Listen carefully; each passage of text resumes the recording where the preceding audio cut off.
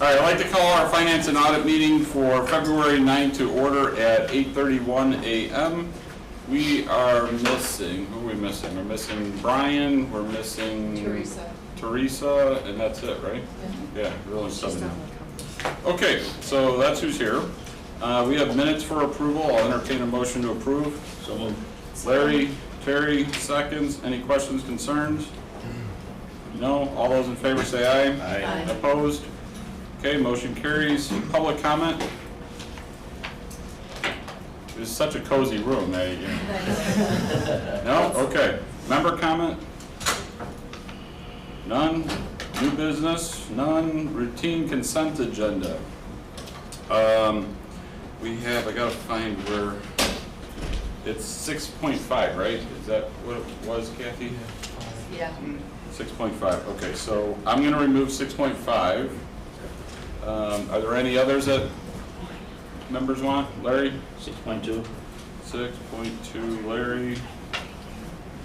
Any others? If not, then I'll entertain a motion to approve items 6, 1, 3, 4, 6, 7, 8, 9, 10, 11, 12, 13, 14, 15, 16, 17, 18. So moved. Terry moves. Second. Kelly seconds. We'll go to vote. Kelly? Yes. Carolyn. Karen? You're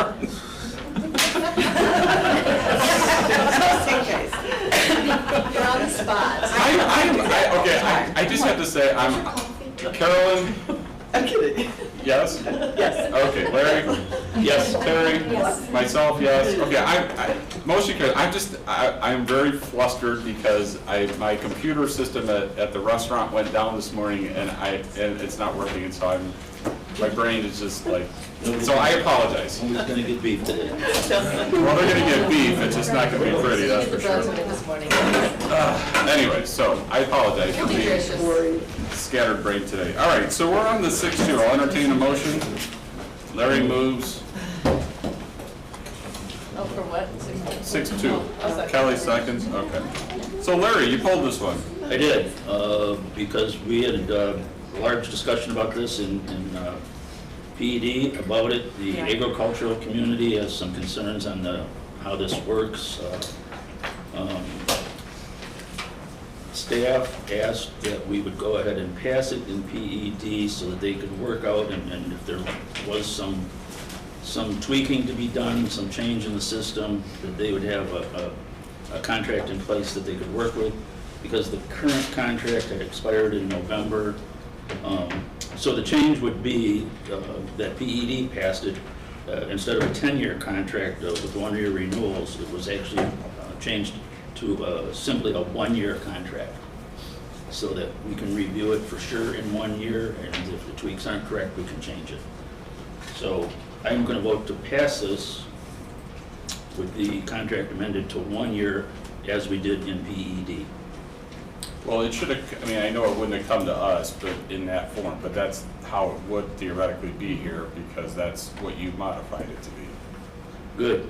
I don't know that that's the way it was written, because I didn't get a chance to read the contract since then. Well, no, in our format, it's not, but that's what would be coming through the system because it's been modified by that committee. Good. Because we have to only take what, Yeah, we're further down the food chain, so. Oh, good. Then I'm fine. So can I ask you a quick question? Is the concern with contracting with them, because usually we would, that wasn't how it used to be, so that what was the concern, or what was the? I actually have to meet with Joanna from Stormwater, Yeah. and learn more about it for myself. It's a system where we have the soil and water. We're getting the stuff from the McHenry-Lake County Soil and Water District, and they can't look at what our stormwater looks at, but then if there's a complaint on this end, it goes back to them to be reviewed, and the agricultural community doesn't feel that system is correct, because it's like the same person reviewing the person that okayed it to start with, and now there's a problem. But the two can't communicate by state law. I think, Go ahead, if you can put like I all know, over it. it was, and Tracy's here, so I'm sure she can help fill it. It was confusing, it was very confusing. Well, you guys were sitting all the way down there and talking to the staff, and I didn't catch all of it, to tell you the truth. And Okay. So, So I think what happens is I think there's the perception, because FSA and the water, Soil and Water Conservation District share the same office. I think there's two different processes that come into play. If I'm understanding correct, if somebody notices that some activity is going on in some field and they think there's a violation, that gets sent over to the planning department and then identifies, and we talk about Spring Duffy, but it actually, the contract reads it's the executive director, so currently that's Spring Duffy, right? So then she goes out and she checks on the violation or the complaint, the potential violation. If that property is already, and I don't even know what a 1026 is, but if they're already working with the FSA through the process of completing a 1026 about whatever's going on in that property, then they've got two different things happening, right? So they may be already out there dealing with whatever's going on in the property through FSA, through this process of 1026, and we're out there, we're sending the Soil and Water Conservation District out to the same property, potentially for the same thing. The executive director can see that there's something going on through this process with FSA. They may not know that it's going on. I think that they can look, but they can't share that information with us or have it be part of the complaint process that was started through the county. So there's a perception that something isn't working or that there's a conflict of interest, right? I don't know that there is. It may just be perception, and they just wanted time to figure out what was going on. In my opinion, we didn't really need to just keep it to 1-year contract because you could terminate after every year anyway. But everyone felt more comfortable if we could just have it done for 1 year, make sure we iron all this stuff out, and then we could start up again. But we're going to be starting up a lot sooner than 1 year because the contract goes back to November 22, so we're going to be starting that up pretty quickly. And because we'll have to have it back in place by November this year. So I think that was just the idea, just keep the contract, we're already doing it, right? So we're already doing it. We're already Staff wanted doing a it, so we need to contract in just, place so they could keep doing it. But And there's just- some committee members, I didn't mean to interrupt, but there were some committee members that felt these renewing contracts from time to time have gotten passed along and renewed without proper review after 1 year. They just sort of slipped through the cracks. And I think that's why they were adamant about making it just the 1 year. yeah, and they wanted to just, like, let's do it 1 year, figure it out, make sure there's no conflicts. Okay. Do you want to add anything? I don't even know if I got close. Karen, you got most of it. The concern is there is a system in place. And, when the county steps in and thinks that there's a potential violation, they take it directly to the Army Corps. And once they're involved, then it gets really messy. And there may not even be a violation, but once you bring the Army Corps in, it gets into a long, drawn-out issue when it shouldn't have even gotten to that point to begin with. The state reviews these wetland determinations. Anytime a farmer goes and does work out on a parcel, they get this 1026, but they also need to get a determination from NRCS, which with that process, it's essentially the state of Illinois that makes that wetland determination. So the farmer may be doing everything, that they need to do on that side, but then, once the county notices that they're doing work and there's that, they think that there might be a violation, there's no way for them to really get that information from the FSA office or NRCS due to privacy issues. But that's the main concern, They already have a process. Why are we stepping in and giving them more of a headache when, they're most likely, I'll say most likely, doing what they need to do already? That's the That core cleared up, issue. really? It clears it up for everyone. What is FSA. the Farm Service Agency. And what's NRCS? Natural Resources Conservation Service? Yes, yes. And they are in the same office, and basically the farmer walks in, gets his 1026, turns around, and then he's at the NRCS office, you know, and a lot of times these determinations have already been done, you know, that plots out if there are any wetlands. If there are, you know, are they farmable wetlands? Are they wetlands that, you know, they can't come within so many feet of? So it's a process that, Sounds Is- broken. well, between the two, but the process in and of itself with, you know, the federal agencies is pretty straightforward. And, you know, farmers aren't going to be going out and doing this work without those, because they have a pretty big chance of losing any type of subsidy towards their crop insurance if they are in violation of doing anything in wetlands. You know, so there are things in place that if they are doing things that they shouldn't be, there's a solution, and it's a pretty heavy solution that they have to face.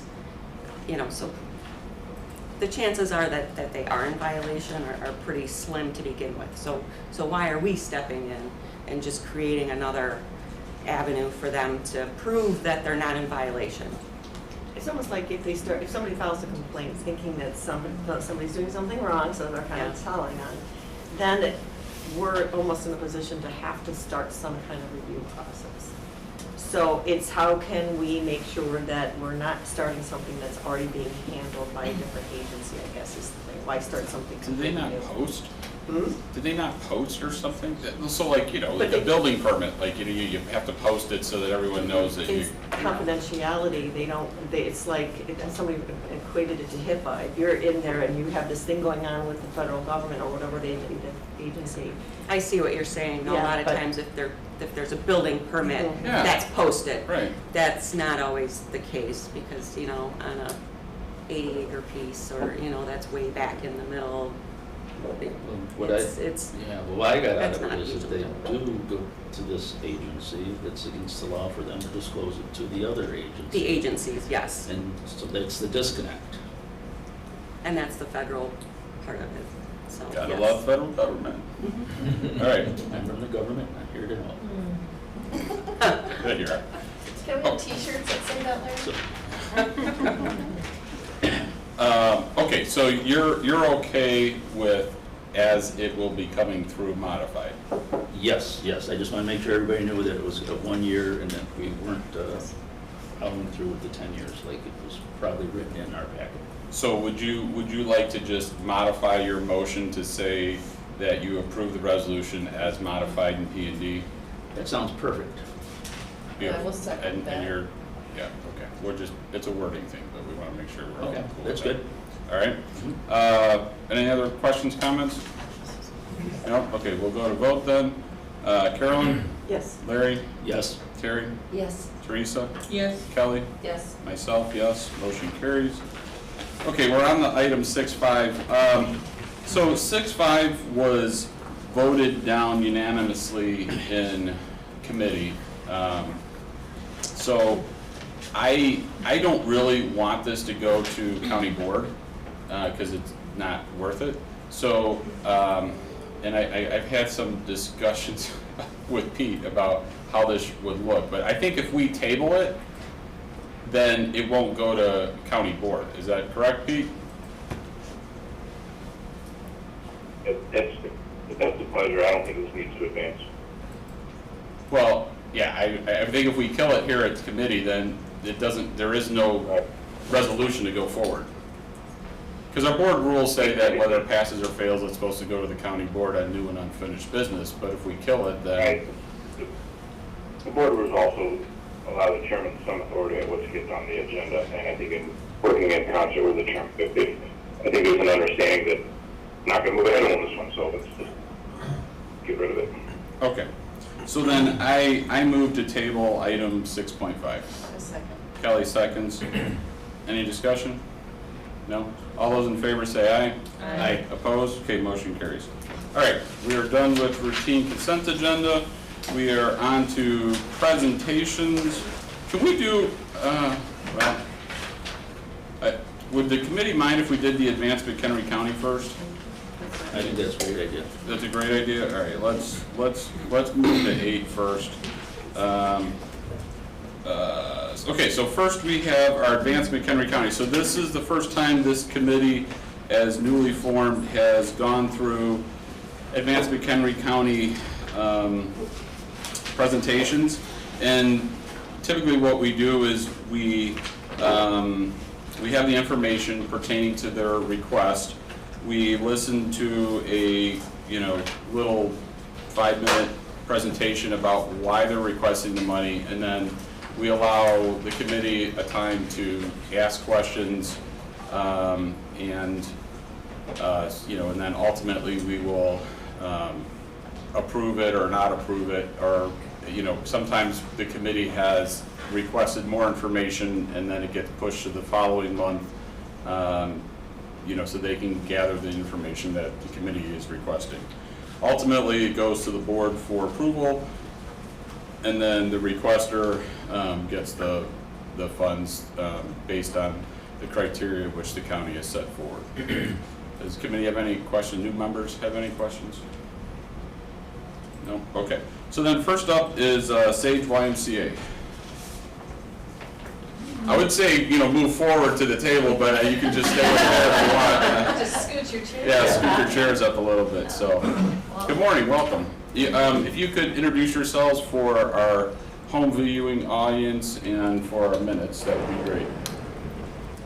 Good morning, everybody. I'm Katie Panning-Speed, and I serve as the Chief Impact Officer for the YMCA. I'm very happy to be with you this morning. Hi, I'm Mike Lamont. I'm the Executive Director of the Sage YMCA. Thanks for having us. Good morning, everyone. My name is Allie Greenman. I'm the Executive Director of Out of School Time and Camp at Y Metro Chicago. Do you want us to jump right in? Yeah, go for it. Okay, awesome. Well, I'll start us out. So first of all, thank you for making this amazing funding opportunity available to us. Obviously, when our team saw this, we immediately saw alignment with sort of the financial impact of the pandemic, and also just the social and psychological impact of the pandemic on the youth that we serve here in McHenry County, but really across all of Chicagoland. And so Allie Greenman does oversee all of our camp and out-of-school time programming, which happens across our entire network of membership centers and camps that the Metro Chicago Y oversees. Of course, we have our beautiful Sage YMCA not too far from here, and it's got a very robust preschool program, a very robust summer camp program, as well as a variety of programs that you would think about with the YMCA. Our aquatics program, senior programming, just youth sports, and so to be able to request these dollars from you to support growing that summer camp program is hugely valuable to all of us, and really with an emphasis on serving more youth who might not have access to camp otherwise.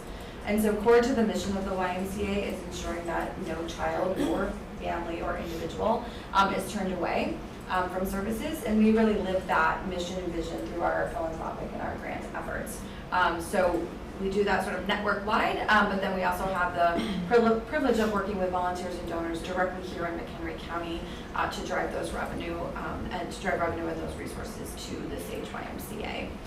So this would amplify that. It would really grow the scope of the program and ultimately have the direct community benefit that you all are looking for. So I'm going to ask my colleague Allie to talk a little bit about what the camp program looks like and how these dollars would be allocated. Awesome. Thank you, Katie. So as Katie mentioned, we do have a camp on site at the YMCA, and this is really where everyone kind of comes together. So we have our preschool programs there, and then we're serving hundreds of kids throughout the community in Sage School or in McHenry County schools, and we all kind of come together over the summer. So it's a great opportunity for community gathering. The current funding and operations of the program are, we're really serving working parents. So we start at 6:30 in the morning and we go until 6 at night. We have field trips, swimming, all sorts of activities, and we're really able to utilize the beautiful Sage YMCA. The funding for the program is primarily parent fees and also fundraising, and we utilize CCAP, which is state subsidy for childcare, in addition to YMCA scholarship. So as Katie mentioned, we want to support families that need help paying for programs, and so we are always working with families to make sure it's affordable. We do use an internal scale for financial aid to make sure that we're working with families based on income and family size to be able to participate. We've really noticed the impact of COVID on our families, especially in this community, and have noticed an increase in financial aid or financial need to be able to participate. We've worked throughout the entire span of COVID to support families, so I feel like we're really in tune as to what's going on and how to support families. Throughout COVID, we ran emergency childcare, virtual learning, laptop distribution, mask, food distribution, so we've really been working with families throughout the entire time. We've also seen a lot of negative impact of COVID on kids. We've seen a lot of psychological issues, which has led us to hire a behavior manager. We have a lot of inclusion support. So really camp is a safe space to be for a kid as we're coming out of the pandemic. And Ellen, can I just add one comment to that? One of the first programs that the YMCA brought back online after the COVID restrictions started to lift were actually our summer camp programs. And we, and I know Allie was huge into this, but we were able to put all those safety practices in places with those small groups, outside, masking. So I think being able, knowing that that was the first program to come back, was our commitment to the community because those kiddos had been out of school for so long. So again, to Allie's point, what we're doing today is really just an extension of what we've always been doing, and I think we've really doubled down on that based on the needs that we're seeing. Thank you, Katie. And that kind of leads into the next point, which is project sustainability for this. We are already set up to do this. This is expanding our current work. And so this isn't something that would be new and we would have and then it would kind of drop off. It would be expanding what we're already doing. So that's something that we're really excited about and hope to serve more families and more kids. And so to talk a little bit about, again, how the YMCA would contribute to the program is just to talk about our current structure. So if we're currently serving families, we would expand that.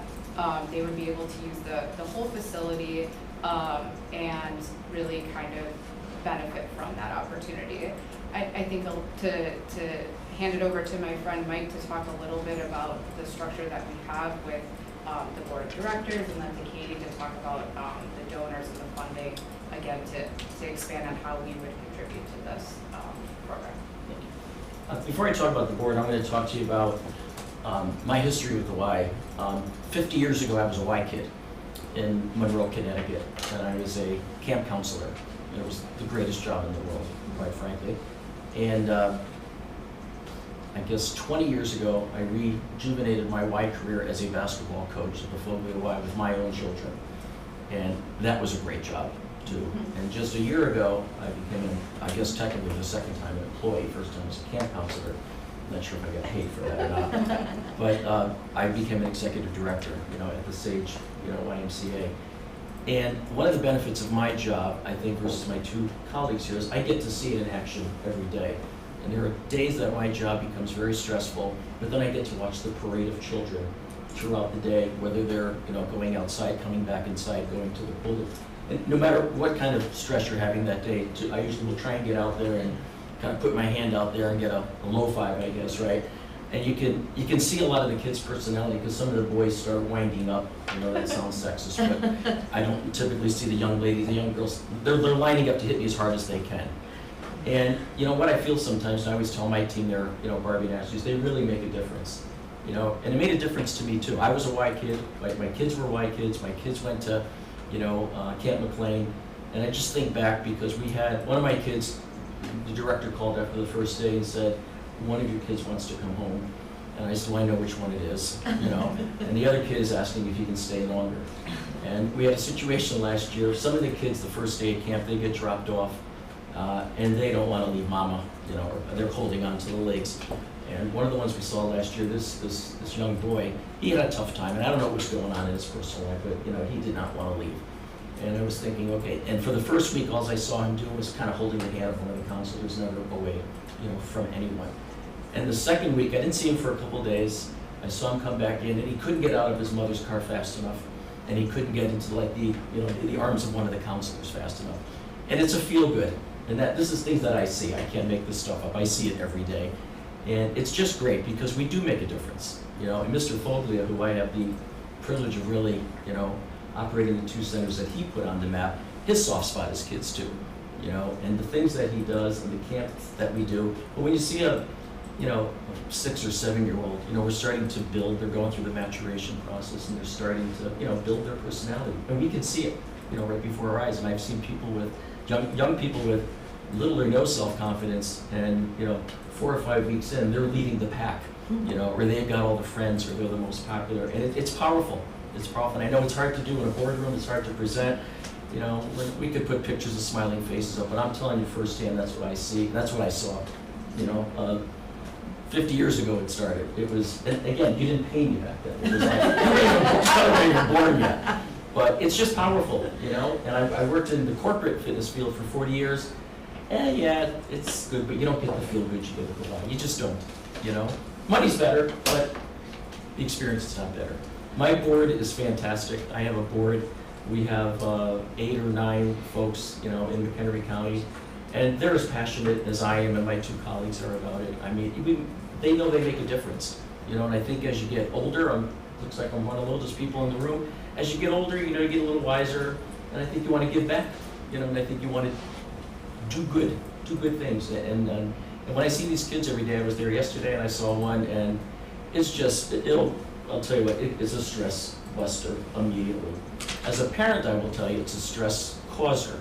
You know, when you're raising your own children, and now that they're not my kids, and they leave every day, and it's powerful, you know. And I could show you pictures, but I'd rather hear it just in my own words. That it's something I love to do. My staff loves to do. My staff, they work so hard.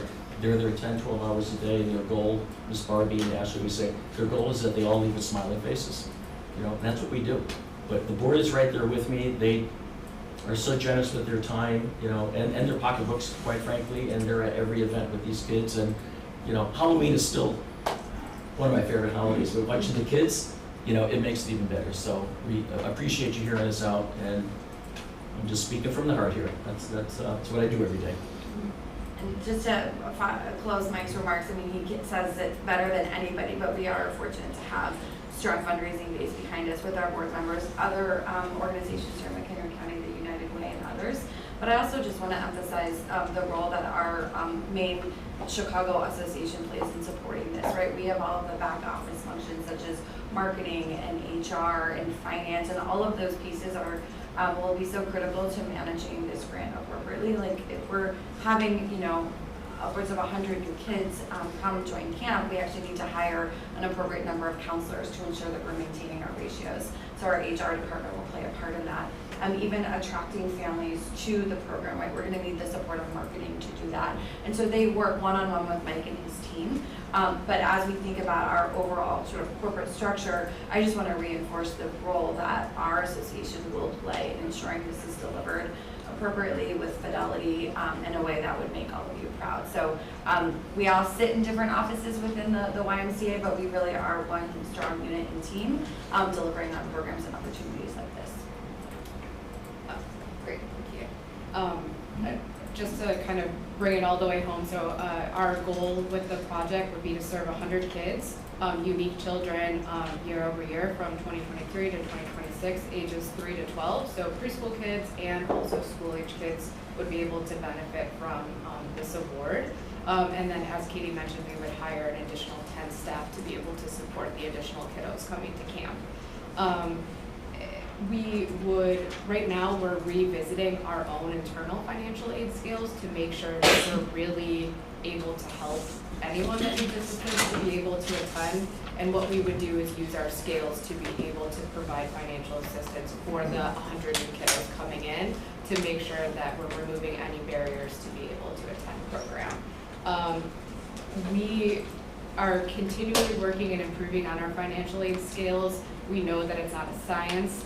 We make sure that we're looking at everything, any notes that anyone leaves us or any, issues that may be coming in. Right now, we are seeing that families may have what we would say a good income to support their families, but maybe their expenses are very crazy. Maybe they have a sick parent or caring for a grandparent, and so making sure that we're taking all of that into account.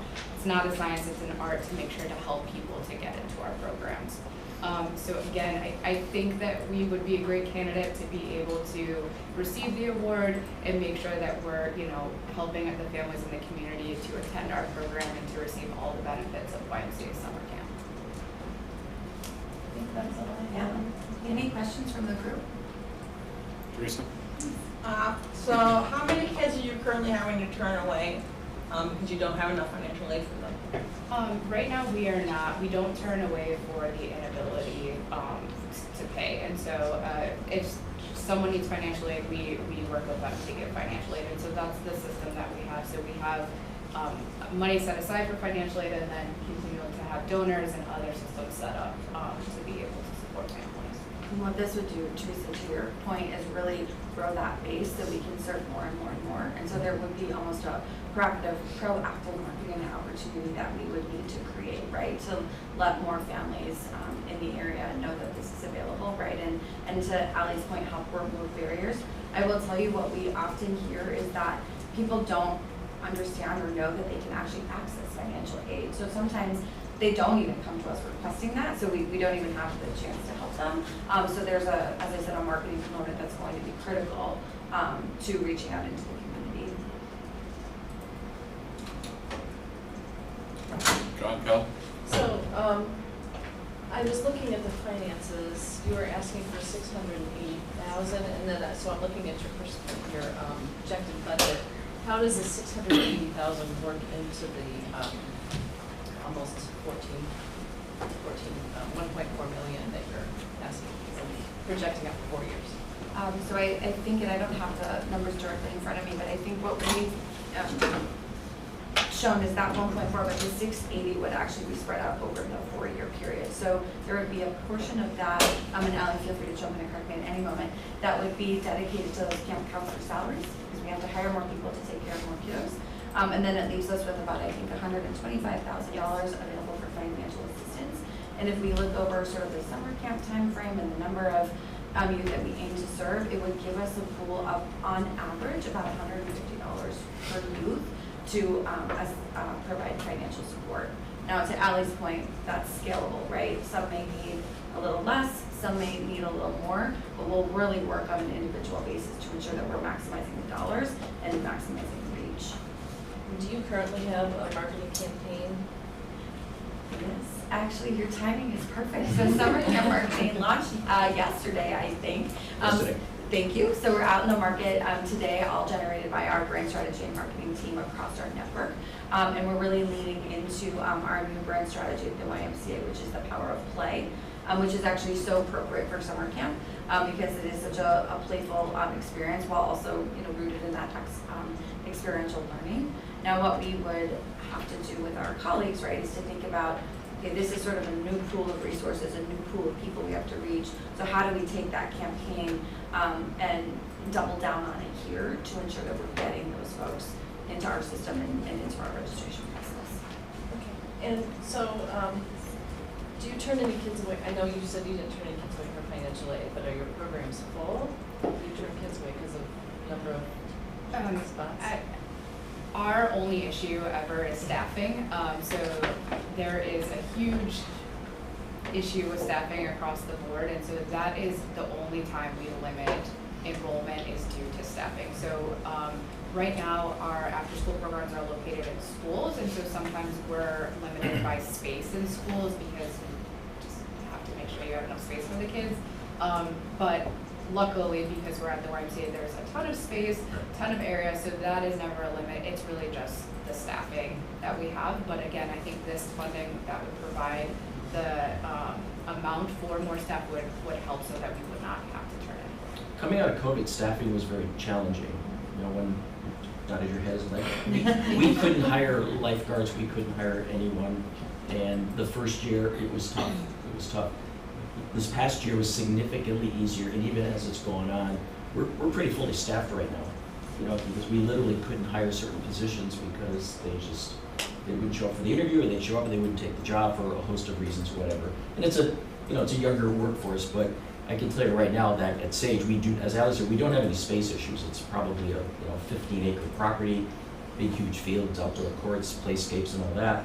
But the staffing right now, I should probably. I know, I was gonna say, don't say it out loud. We actually have really no vacancies right now, and I've had people, actually, one of my board members call and said, hey, a son of one of my good friends needs a job at Sage, and I'm like, I'm sorry, I don't have anything. I'll have something this summer, if we get more campers, but if it was for that a year ago, I would say, we have big staffing problems, but we don't have that anymore. And what we've done at our association offices, we have a new chief people and culture officer. And so she's leading all of our strategies behind talent acquisition.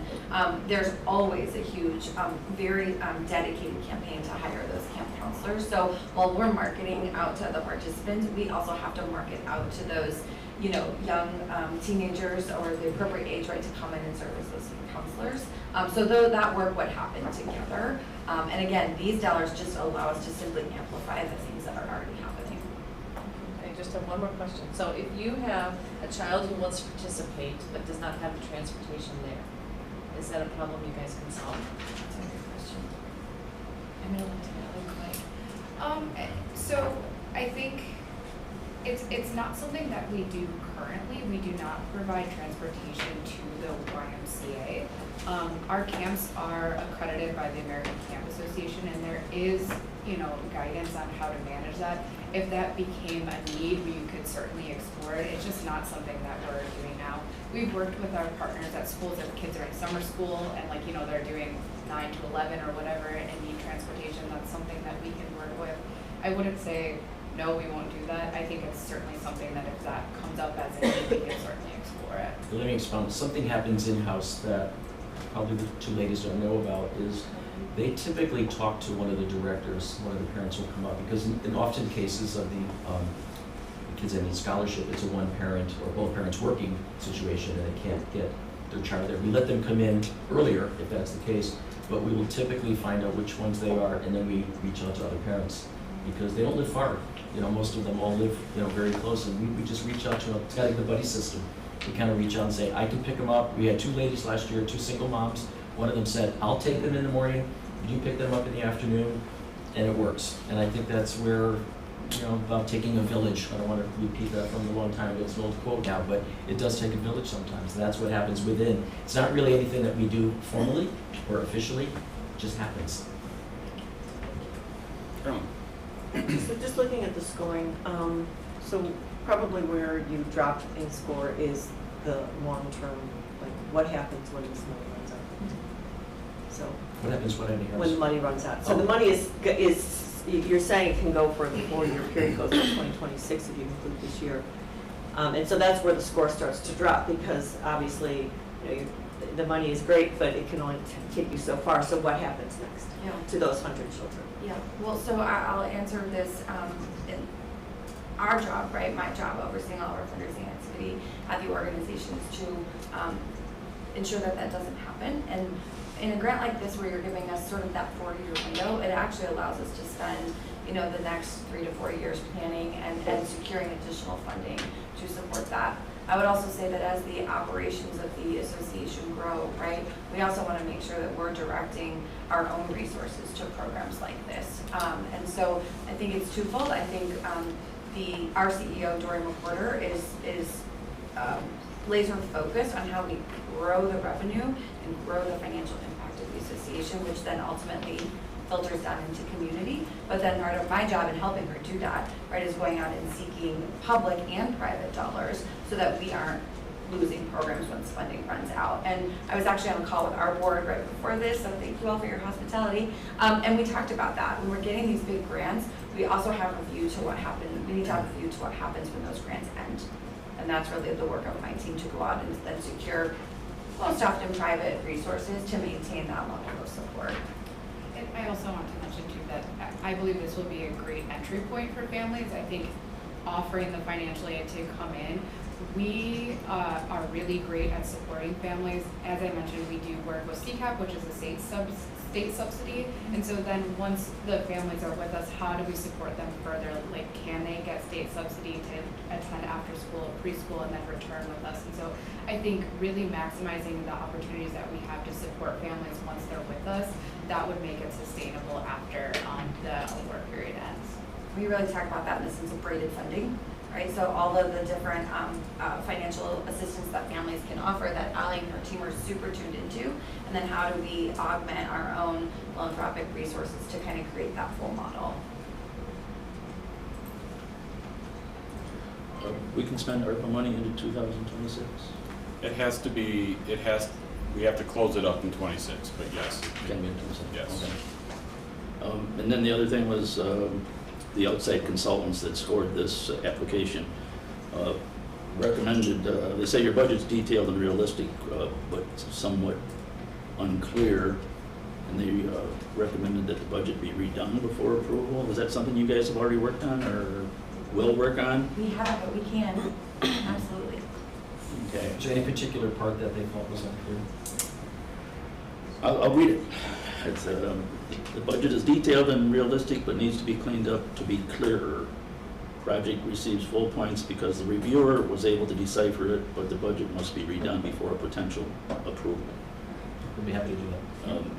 I think you have the staff, the ability, if they tell me it's detailed and realistic, I don't have a problem with it. I just wanted to mention it, No problem for us. that was here and being suggested.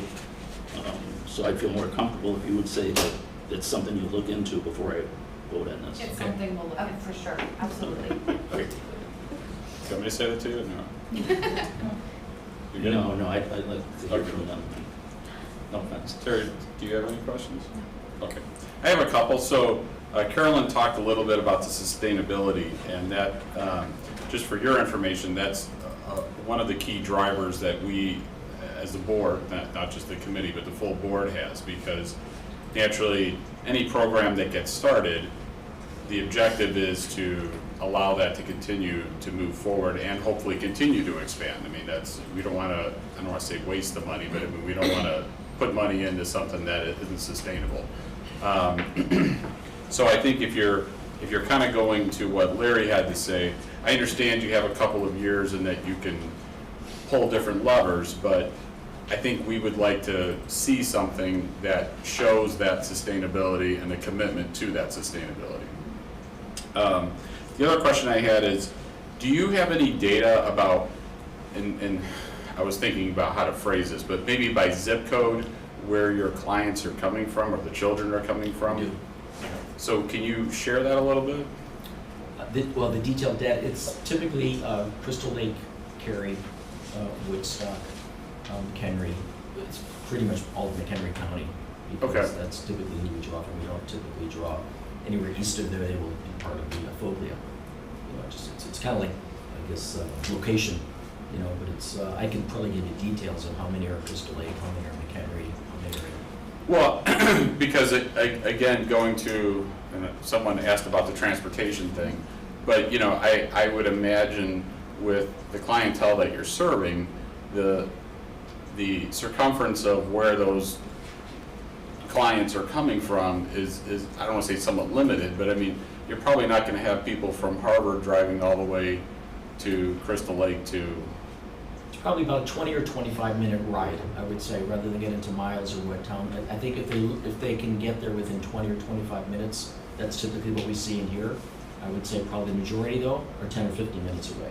But you're right, I think you're right. Okay. They're probably not going to drive an hour, you know, to get there. I mean, even though the programs are worth it, it just. They're absolutely worth it. Okay. Does any other question? Yes. How many kids are currently in the program? So right now you're giving only 20 kids financial aid, and you want to give 100 kids financial aid. Are you growing do you anticipate the program's going to grow 5 times? We are anticipating to have 100 new campers for the summer if we're able to get the award, yes. And how many campers do you currently have? I think we're about 260, 270 campers. We do week by week registration Yeah. to allow flexibility for families. So if we see different numbers every single week, but that's about what we're averaging, I'm sorry, the average is what? I'm sorry, I didn't hear. The average is what? about 270. So, out of the 270, 20 are receiving financial aid? And then you, when you grow this, you want 100 more campers total, or do you want 100 new campers with who receive financial aid? 100 new campers that will receive financial aid. That's what I thought. And that really goes back to the communication aspect, right, and ensuring that we're letting families know that that is available, right? Creating that kind of accessibility. Any other questions by committee members? Okay. So if you could provide to, who's? Carrie, okay.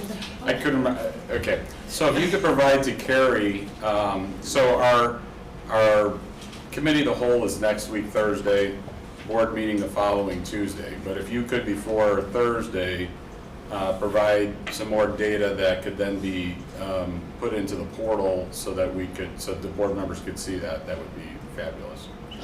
And my notes talk about a revised and clearer budget, poll of zip codes, so to see where our kiddos are coming from, and then more clarity around sustainability. Is that correct? That's what I heard. Yep. Okay, is it consensus of the committee to move this forward to the board? Yes? Yes. Do we have to vote on the resolution? Well, the resolution has all of them, so Yeah. I'm getting consensus before we, yes? Well, Are we gonna talk, I I would wasn't sure talk about the about, order. I thought, were we gonna talk about all of them and then move them forward as a group? Yeah, Or as a resolution, but I'm getting consensus, because if we have to take one off, then we won't, that won't be in the resolution. So I'm just getting consensus so that they don't have to stick around for all 5 of them, is what I'm. well, as you know, I'm new to the committee.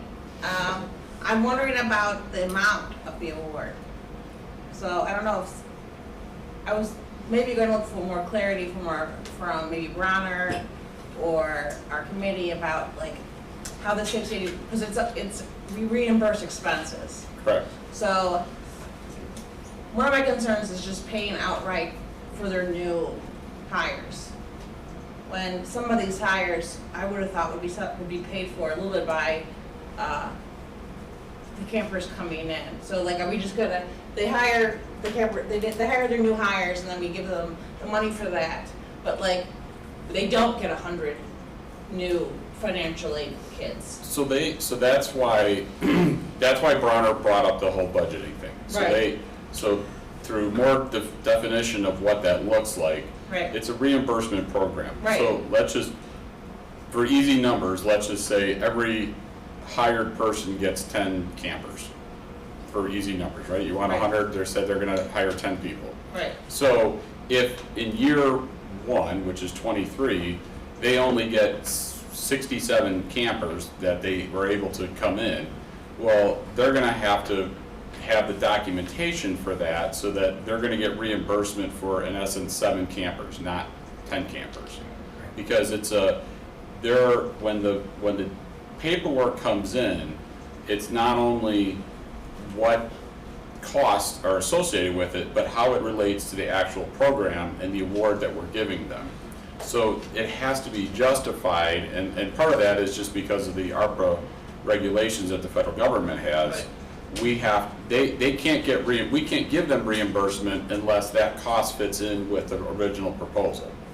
And So that's why Bronner made the comment about the budget, because that's the checks and balances. That we need a more defined budget to be able to say, okay, well, this is the cost associated with this aspect of the budget, and it has the supporting documentation that says that. So they're gonna have to supply documentation that actually says 67 campers are new to the roster that got hired.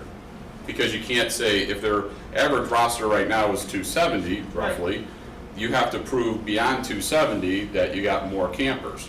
So you can't just say, okay, well, we have 67 new ones, but we lost 67, so our net is still 270. That won't work for compliance issues. And I was gonna add that we actually have a woman on our staff, her job is grants compliance.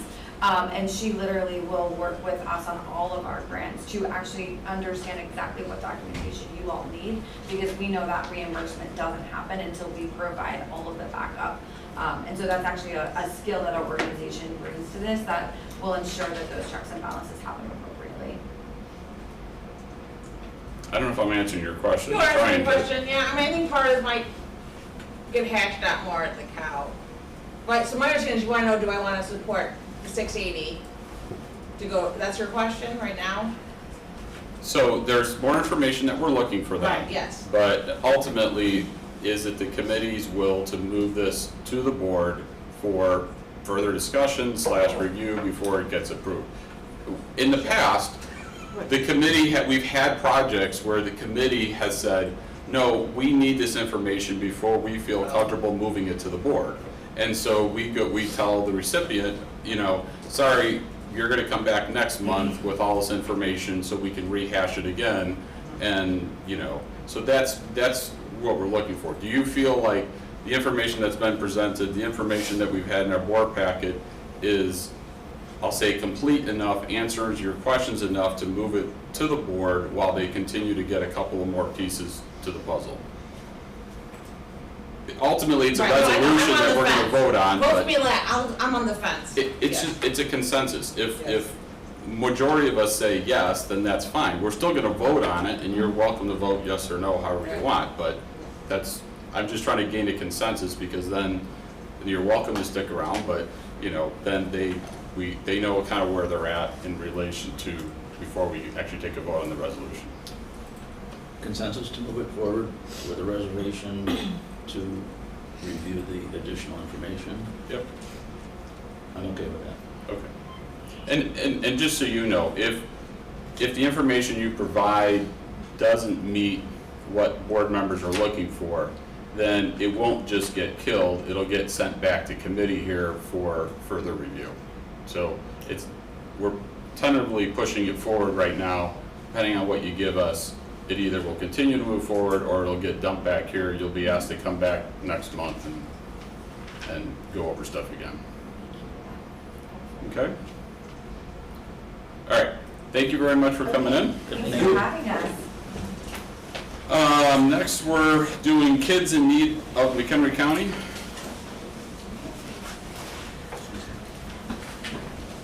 You might need to come up a little bit, so. Can we just swap? Yeah, whatever are you considering the two comfy chairs? Whatever you want to do. I don't like the hard plastic ones, so I call the cushion ones comfy, so.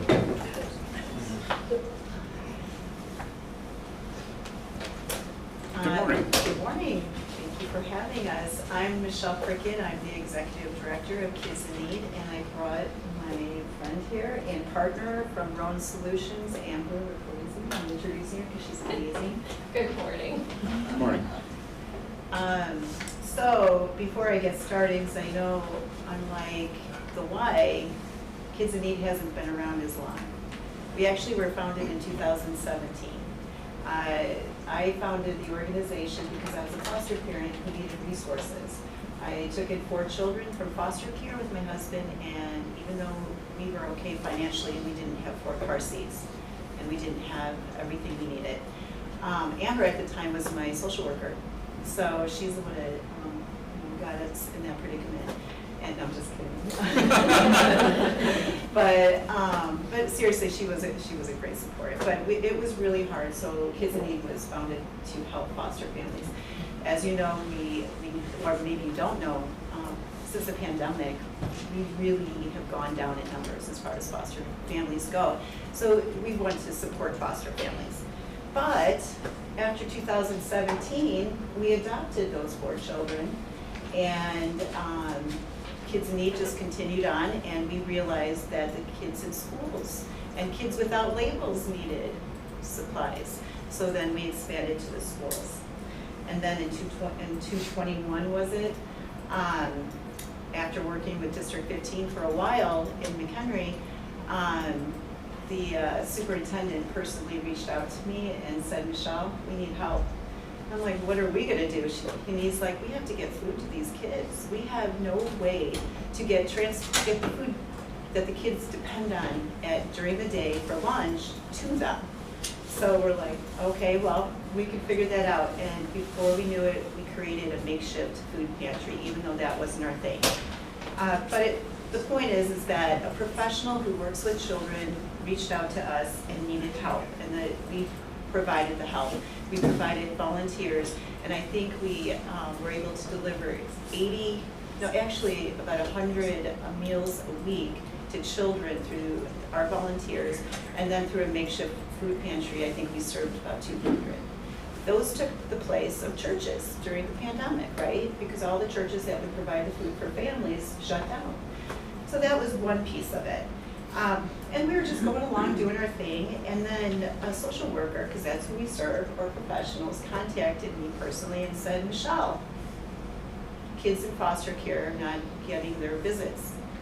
They're going 6 months without seeing their parents, and if they're seeing their parents, they're seeing them on Zoom. And those relationships are so very important. And I'll get to some statistics real quick after sharing this piece. That person was Amber Riccozzi. She was a social worker at the time and said, hey, I have this great idea. Why don't we create a home for foster youth? I used to do it in Indiana, and it worked out great, and let's do this and get these kids visits going. So within 45 days, I think we opened the first visitation home in McHenry County at that point, and we did it on a prayer. So let me back up a bit. The why. I looked up some statistics this morning, and I thought originally they were much lower.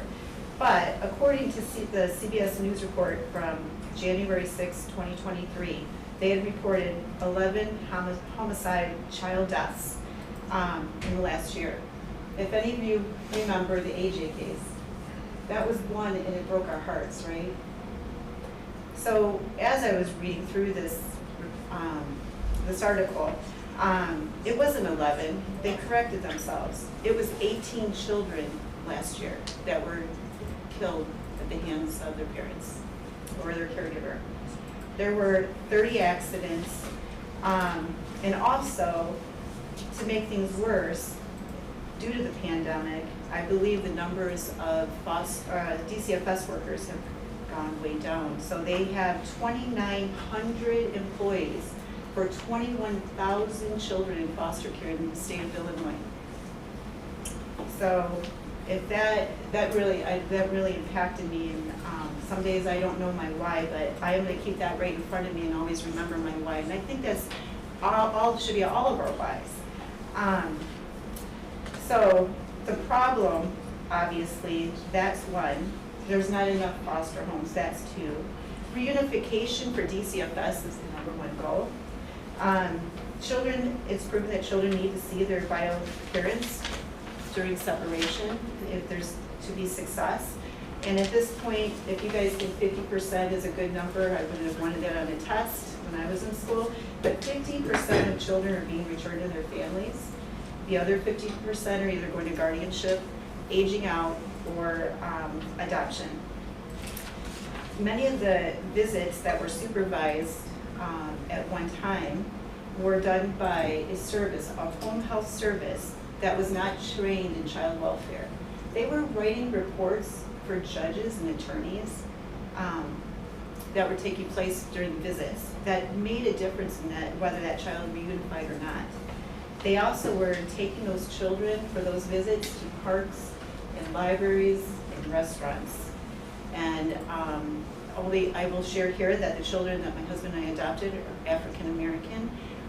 My children are from McHenry County. Those visits did indeed take place in a library, and I don't know if you guys could imagine what it's like for a parent to try to bond with their children, 4 of them in a library and under the microscope of everybody around them. Also, during, I mentioned the Zooms, many seniors are raising their grandchildren without help, more than ever, especially since the pandemic. Adoptive families have very little support after the adoption from foster care, and I can attest to that. And the most important one that maybe all of us can all feel, we all can relate to feeling isolated. More than ever, families are feeling isolated. So the solution that we have, of course, is Kids in Need in our Second Bridge program and also the visitation home in Crystal Lake. So we're hoping that this is something that you guys would all support us in doing. We really feel that we know that this is innovative and we know it's new and no one else is doing it, but I think we all can be proud that it's the first visitation home of not only McHenry County but all of Northern Illinois, and we did that, and I'm hoping we can continue to do that all together. Let me say that as far as the sustainability goes, it's really easy because we're 2 years in and here we are. One of the pieces to being a new organization is not convincing, but making sure that there is a need. And here, if we have doubled our numbers in just 1 year, and when I originally wrote the grant, I went back and I looked at what I thought our outcomes would be, and I was thinking that the outcome was like, we were thinking we were gonna serve, what was it, 59 families for 2022, and we're at 88 families. And just since I wrote this grant, we increased our numbers. The numbers they're increasing. Our scholarship, I asked for $15,000 for our scholarships. The families that are coming to the visitation home, all are from child welfare. They are from homes from the domestic violence court or Your family divorce. family divorce court. So guess what? If they're coming to the house during the day, they're not able to go to their jobs. They don't have the money. A lot of them are not working. Do we want to penalize the children because the parents can't afford the cost of supervision through therapeutic groups? No, so we provide that money, and we are going to continue to provide the money no matter what, because again, we need to make sure those kids are getting to the home and having safe, private visits. And I didn't mention this, but these kids are coming to the home. It looks just like a home. There is a full working kitchen, so where my kids would go to the library, the kids that are coming to the house are getting an opportunity to sit at a table with their mom, their dad, and have a meal that mom and dad can cook, and is culturally appropriate. Also, parents are bathing their children. That is really, it seems like such a small thing, but some of these parents have never even bathed their own child. And then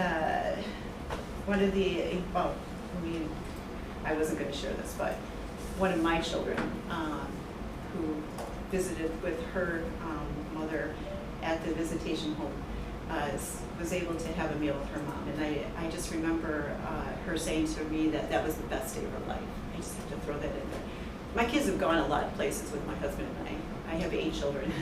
And that was the best day of her life, to be able to sit there and and feel like she was a part of a family, because grandma was there, auntie was there, and mom, and they all felt really empowered to be a family together, because that, even though the family is separated through foster care and adoption, they're still a family, and that's what we promote. Longevity, sustainability for the child. It doesn't end when the child is removed. We are looking at their whole life, and that's what this home provides.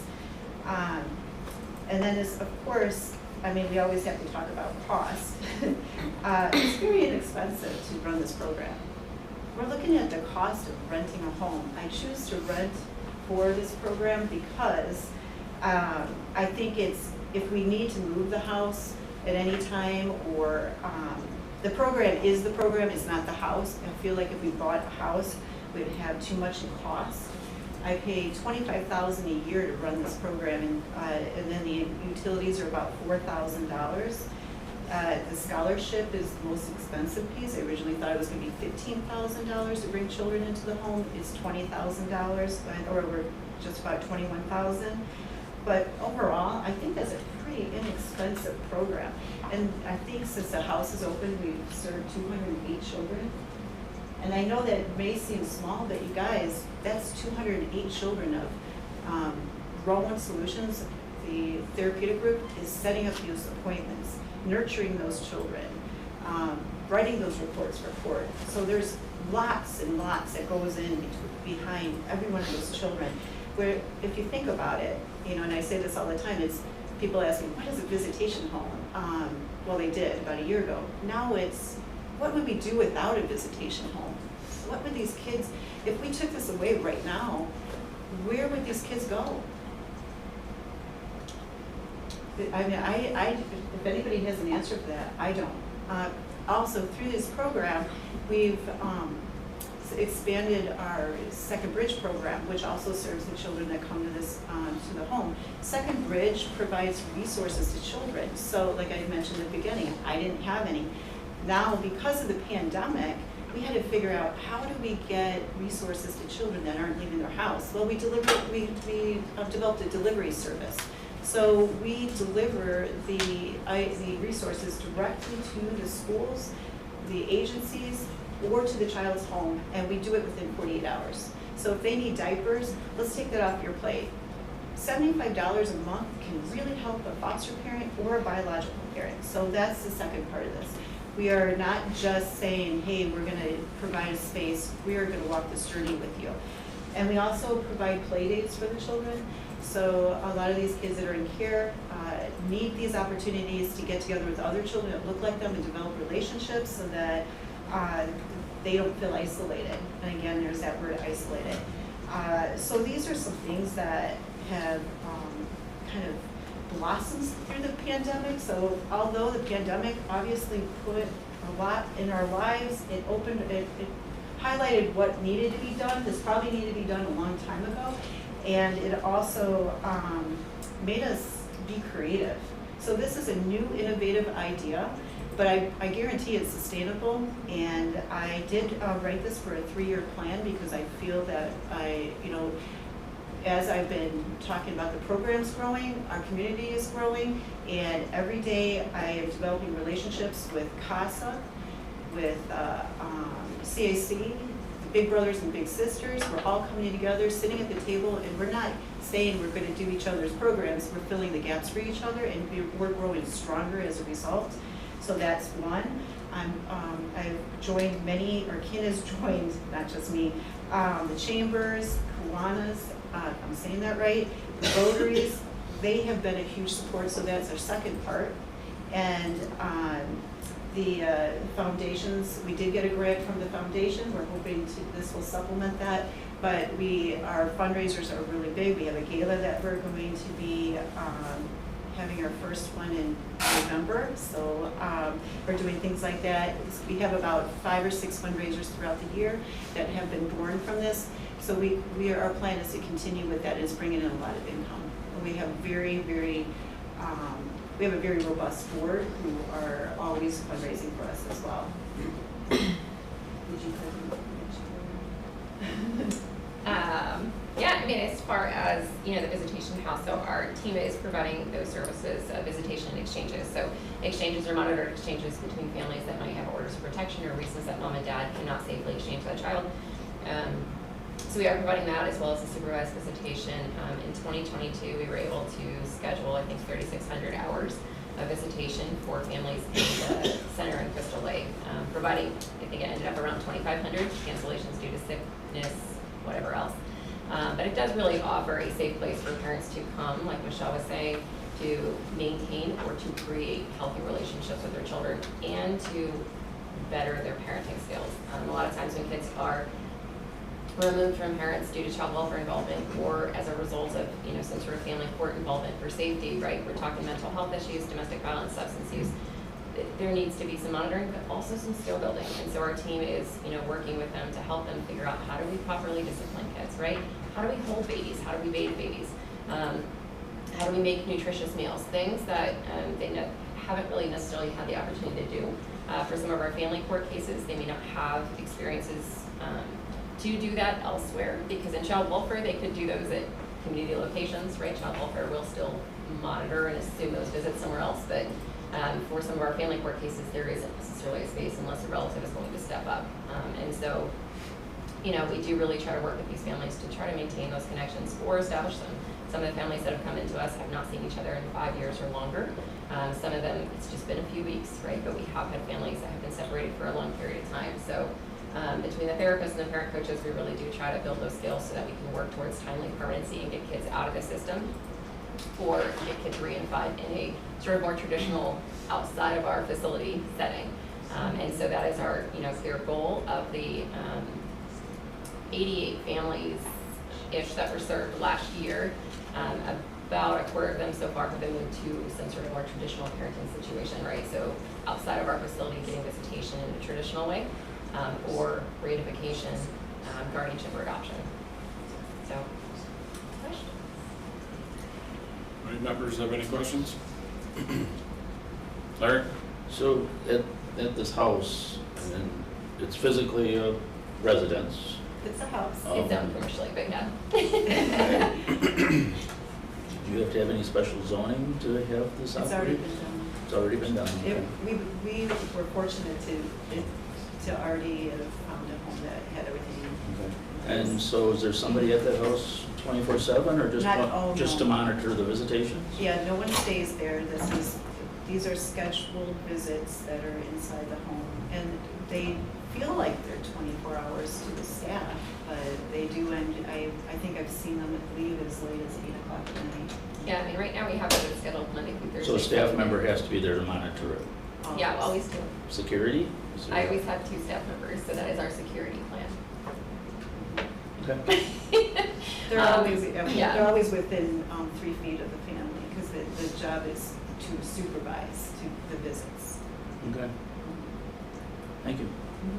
You mentioned 208. Is that the number of children in foster care programs in McHenry County? Okay, do we know that number? The number of kids in care in McHenry?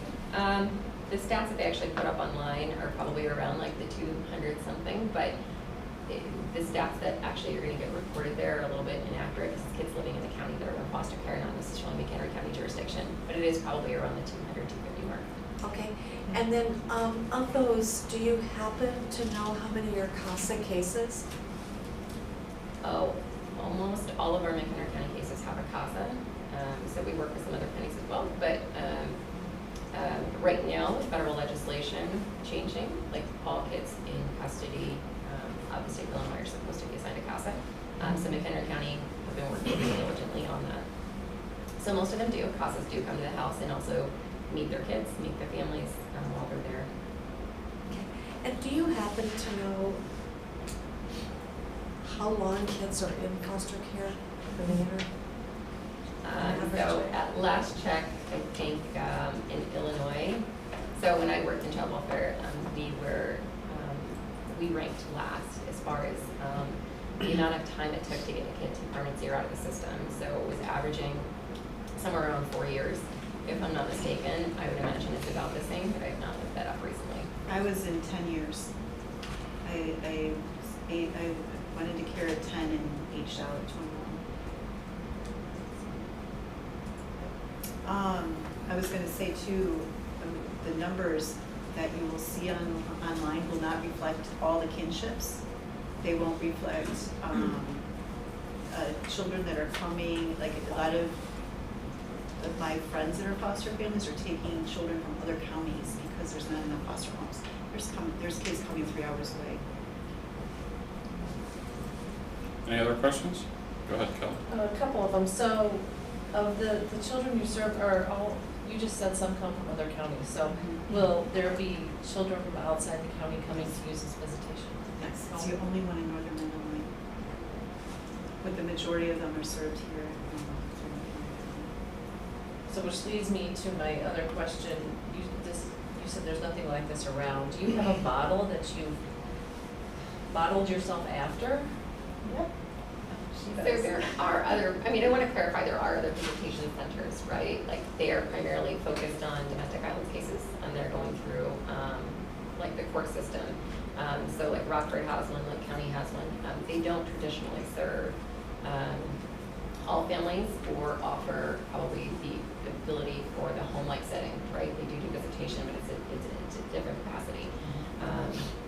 And so, I mean, I was an executive director of a visitation center out of state. I think Michelle mentioned that before. So some of it is, you know, off of that, though in that facility we didn't probably do as much skill building and training that I would have liked to see. So, you know, it's been more years than I'd like to admit, probably like 15. So now that I'm here, I've gone through child welfare, you know, work myself, and, you know, been a more experienced clinical social worker. So that experience has kind of led into, you know, us doing some more parenting and therapy with the families that we're working with. So taking it from your past experience. Yeah, and some of the trainings we've been through. So we do use a couple. So we use circle security and nurturing parenting programs in some of our, you know, work with families. And then we have a group of clinicians that will do some trauma-informed work. And so last question, what would happen if you didn't receive the funding? I'm not saying that won't happen, I'm just asking. You know what, the same thing that it would make it really hard on us. I'll tell you what it'll do. As you heard, there isn't enough resources for children, the one-on-one care. It's going to take us to take the time away from working directly with the children to find money.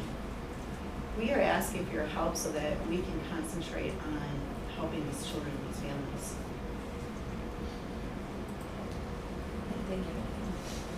So you have been running the center for 2 years? Yes. Correct? So getting these funds would free up that money, the money you have been using for that, to continue your other programs, or? It's yes, to continue the same, you know, the programs that are serving children. Absolutely. And to expand, right now, we have the scholarship that we, you know, originally when we started, I think it was at maybe $2,000-3,000. I was like, 3,000 is going to be our max budget. Now we're at 21,000 2 years later.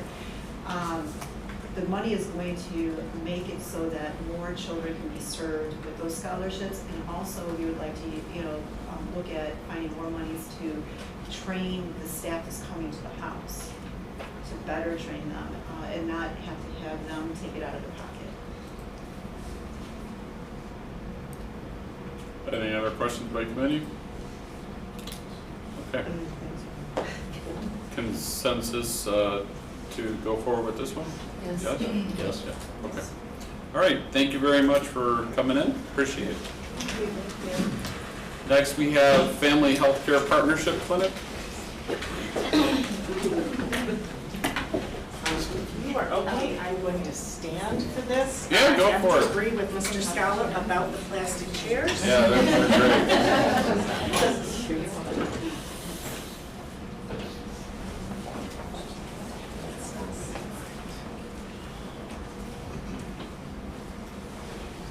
This really works.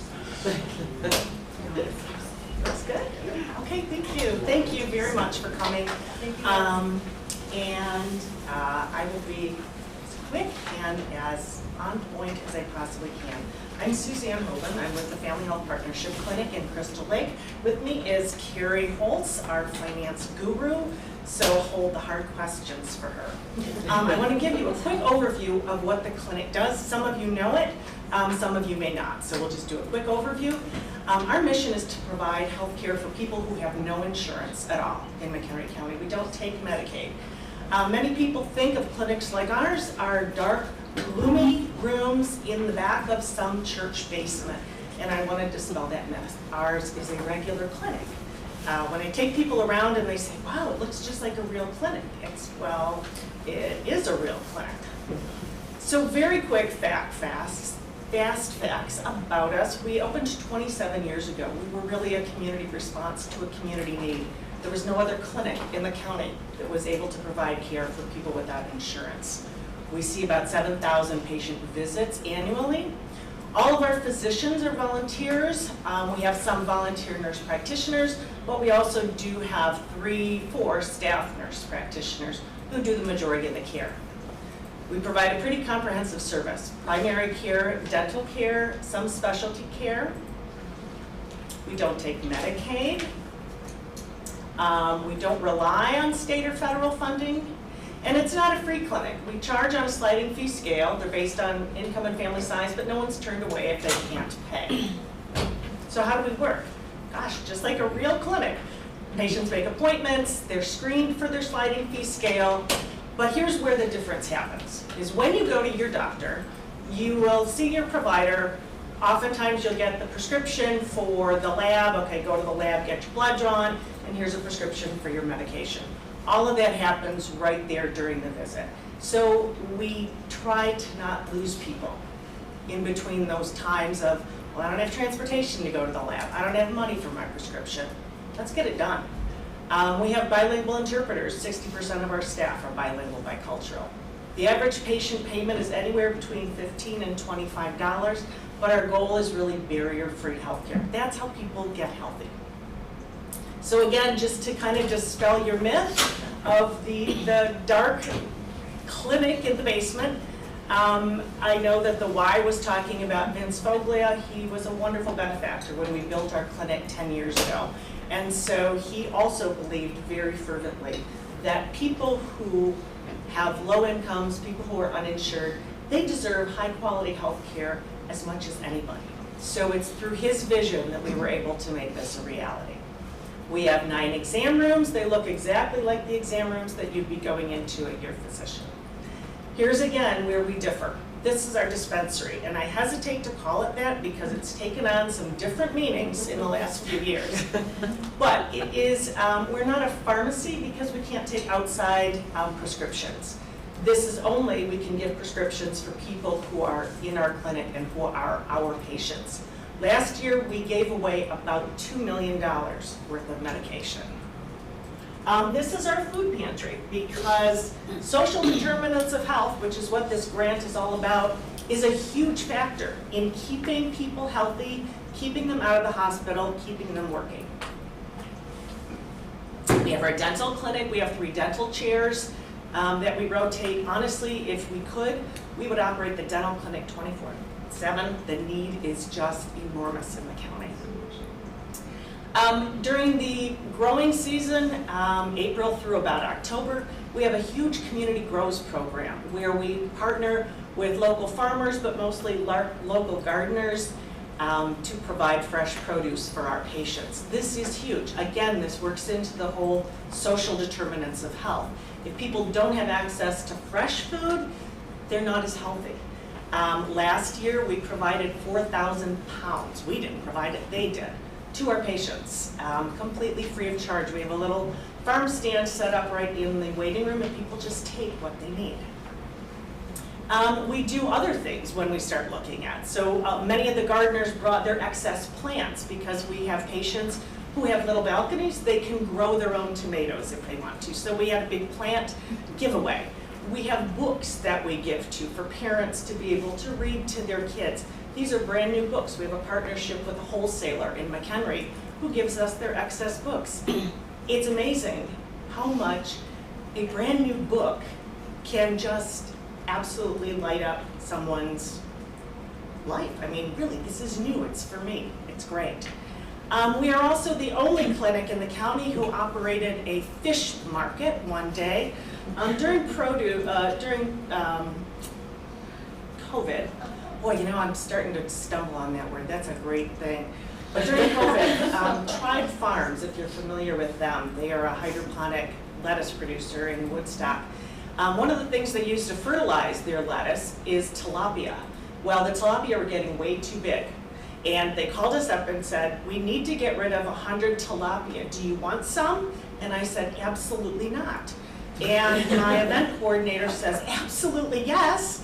So we went over and got 100 fresh tilapia, some of them more fresh than others who were still kicking, and sent a text out to our patients, and within 2 hours, our patients had 100 fresh tilapia for dinner that night. Now, you Have you ever are had tilapia? Oh, I love tilapia. Okay, all right. It is a pain in the neck to clean. I'm just gonna tell you, it is a nightmare. You are the Budget and the Finance Committee. So I can tell you all these lovely, heartwarming stories and appeal to your emotions, but your budget and finance and warm fuzzies really aren't enough for you, and that's as it should be. And they're not enough for us either. So if we're providing health care, we need to make sure that we're providing high-quality health care, or we shouldn't be in the business. So we do have a quality assurance program where we measure our outcomes against national benchmarks. One of the things that we measure is for diabetes, because many of our patients have diabetes. Under control is if their A1C is less than 7. So if you can read this, let me tell you kind of how this works, is that 40.6% of our patients with diabetes were under control. That's compared in the same time period with 34.7% Medicaid patients and 34.9% of commercial PPO patients. So let me repeat that because I want to be really clear. Our patients who are uninsured, who have low incomes, may not speak the language, have better health outcomes through our care than patients who have private insurance. The same thing holds with hypertension when we look at it. Our patients are having better outcomes. Now, why is that?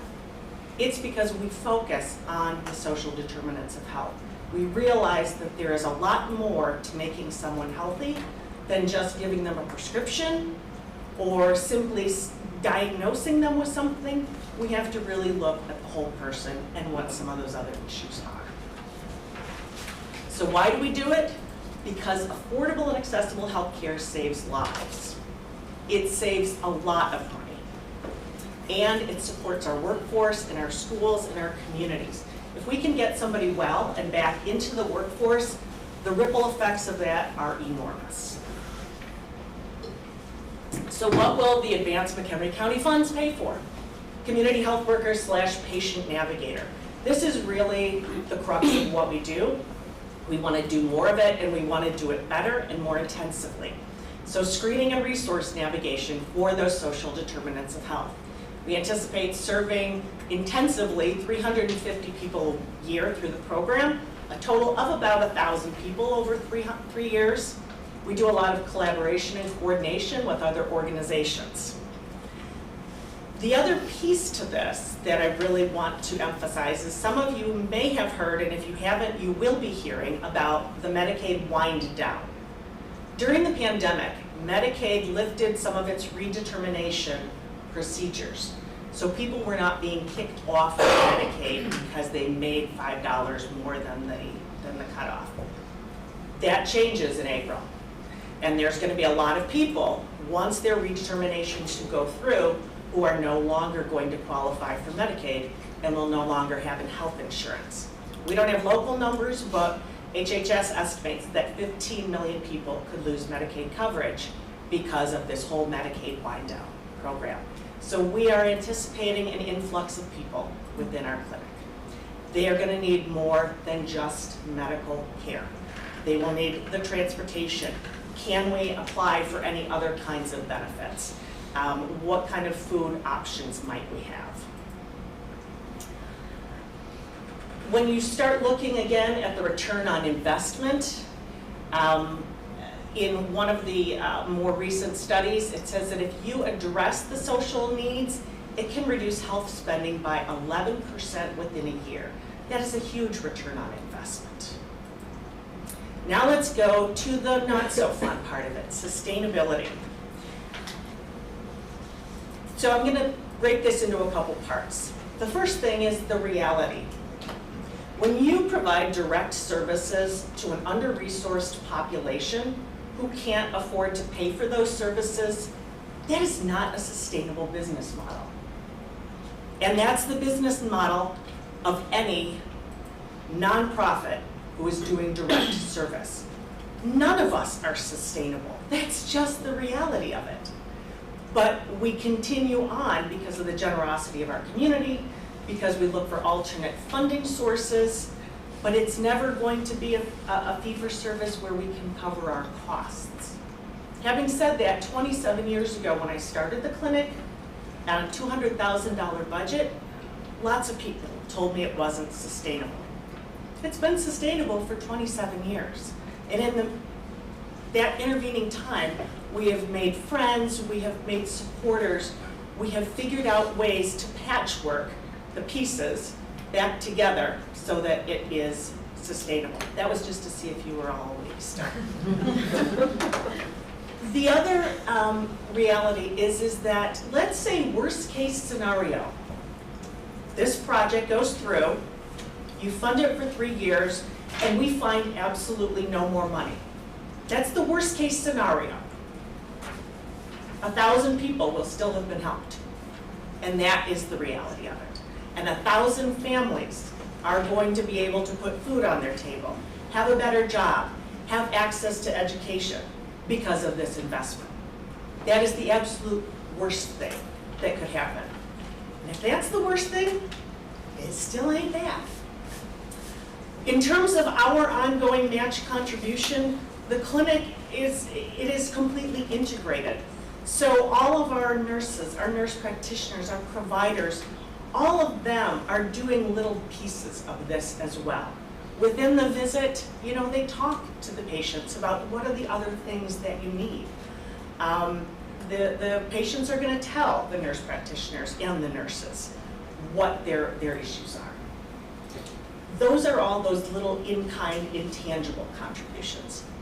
But we also do a lot of work with churches, we do a lot of work with community groups to provide things like gift cards, like the food, like the medication, so that we can give those back. So those are all the pass in and pass out contributions that the clinic can do with our patients. So we are committed to this because it's what our model has been built on for 27 years. And I am delighted to take questions, and now I will pass around just our annual report so you can see a little bit more about this. So what burning questions can I answer for you? Do you still offer tours? I still offer tours, always. Take it. Absolutely. Take it, it's incredible. Other questions from committee members? Yeah, go ahead, Larry. Not a question so much as a comment. I'm looking at the score from our outside consultant, Bronner's at 81.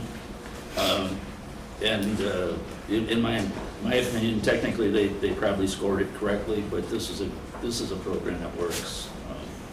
In my book, I gave it a 90, a 99. Aw, thanks. Yes.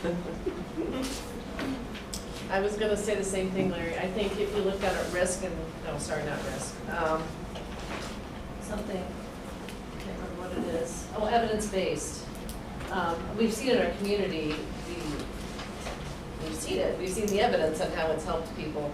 And you put on there too, it is directly affecting 1,000 people. Well, indirectly is 3,000. So, and not only that, I think you think of the economic impact it's making, you know, healthy people working, less reliance on other services. I'm biased, but I it's like, I'd like to pass this along. Yeah, I'm very familiar with the clinic. It's very sustainable, obviously, over time. So, I mean, as difficult as that has been, so I'm good with moving forward. I don't have any questions, so. Anyone else? You're very thorough. Thank you very much. Thanks for your time. Consensus of the committee to move this one on? Yes. Okay. Great. Next, Woodstock Fire Rescue District. Here. Hey, what kind of presentation do you have? So mine will be probably pretty quick. So my name is Brendan Parker. I'm the acting fire chief for the Woodstock Fire Rescue District. Our previous chief, which is on the application, Michael Hill, retired first of the year. So although we've had a change in leadership, that we don't have a change in our goal of trying to get a 5th ambulance put in service. So give you a little snapshot of the district. Although it says Woodstock, we're not a part of the city of Woodstock. We are our own taxing body, so we answer to a board of trustees. We cover 90 square miles, so to give you a perspective, going north, it takes us up to Allendale Road. and then going south, that'll take you to 176. If you go west, that'll take us to Dimmel Road, and then going east, we'll be at Ridge Road. So, although most of the calls happen around the city of Woodstock, we go pretty far out, which ultimately equates to miles on our vehicles. Transporting patients, 50% of our calls we're typically going to the Woodstock Hospital, and then the rest of the calls are split up between Huntley and McHenry. EMS is mostly what we do, so 75% of our call volume is for somebody requesting an ambulance. 25% roughly is service calls, so odor investigations, fire alarms, things like that. And then 1% is truly something is on fire. Pandemic-wise, so in the beginning stages, the call volume for us actually went down. I know everybody was told to stay home, so that was a good thing for a while, but as restrictions were lifted, our call volume did go up quite a bit. So for last year, we ended up answering 5,300 calls, so that puts us up 300 more calls than the previous year. So we are busier. And we have had service changes at the Woodstock Hospital. So although I already mentioned the percentage of calls we're going to the hospitals, the Woodstock Hospital does continue to make changes there. So we are driving further to Huntley and McHenry, and then there's going to be an opportunity to possibly transport to Crystal Lake. So again, equating more miles on the vehicles. Right now we're operating 4 ambulances, so 3 of them are staffed. And the 4th one is our reserve ambulance. So we don't staff it, but it does get used quite a bit as far as one of the frontline ambulances is typically having preventative maintenance done. So tires rotated, oil changes, again, that driving further distances. If you're able to approve our funds here, we'd like to increase our ambulance fleet to 5 ambulances. Ultimately, I have the people that I can have jump to that vehicle, or they may be staffing a fire vehicle, but they can respond in this new ambulance if needed. So that's ultimately going to allow us to take care of our own calls and not have to call our neighboring departments as much, because not only us, but you've already heard from other departments, and you'll hear from my friends from Cary that we're all our calls are up. So. Do you have any questions for me? Any members? What's the wait time in getting the ambulance? The wait time of the ambulance? So it used to be 6 to 8 months, and now it's 2.5 years. So again, another offset of the pandemic. Good. It's just a question of curiosity. So given you're requesting 361,000, but under the actual cost of the ambulance looks to be 389,500. How did you choose 361? Actually, if we're looking at the same, this sheet.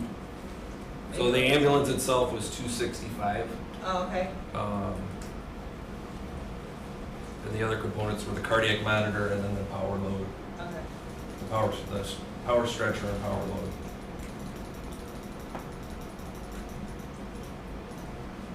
So, just so you're aware, we have approved 1 ambulance already. Yeah, no, I mean, Yeah, I'm just, support of no, that's fine. No, I'm. Go ahead. It's all good. So, I'm glad to hear this. there is a little discrepancy between the dollars between, your ambulance is more expensive. I don't know why, but you got a cheaper ambulance? You got a better deal? I think he included the power stretcher and power load system, which is roughly $60-some thousand. Right. So we'll transfer ours from an older ambulance into our new ambulance. Okay. Yeah, this is, like I said, this is adding to our fleet, so all the different components, the radio, the computer, all the IDPH requirements of the bandages and the supplies that go with the vehicle. We're not replacing one we currently have, we're building a brand new one, so that's why our amount is ultimately more. And is the objective then, and I don't know this, how long does an ambulance stay in service roughly? We are trying to get 8 to 10 years out of one, but the environment that we operate in doesn't always allow that. As far as the weather, the corrosion, like I mentioned, our travel times are getting further. So they used to be 15 years, but the window is shortening just because they're on the road more. So, Okay. again, to give you an idea, roughly we're doing 14 to 15 calls a day. So how do you, when a call comes in, how is it determined which hospital you're taking the patient to? It depends on what the patient's issue is. Okay. So cardiac, the Northwestern system wants us to send cardiac patients always to Huntley or McHenry, because Okay. that is where the cath labs are. Psych type calls or someone that needs mental health help, those are typically going to go to Woodstock.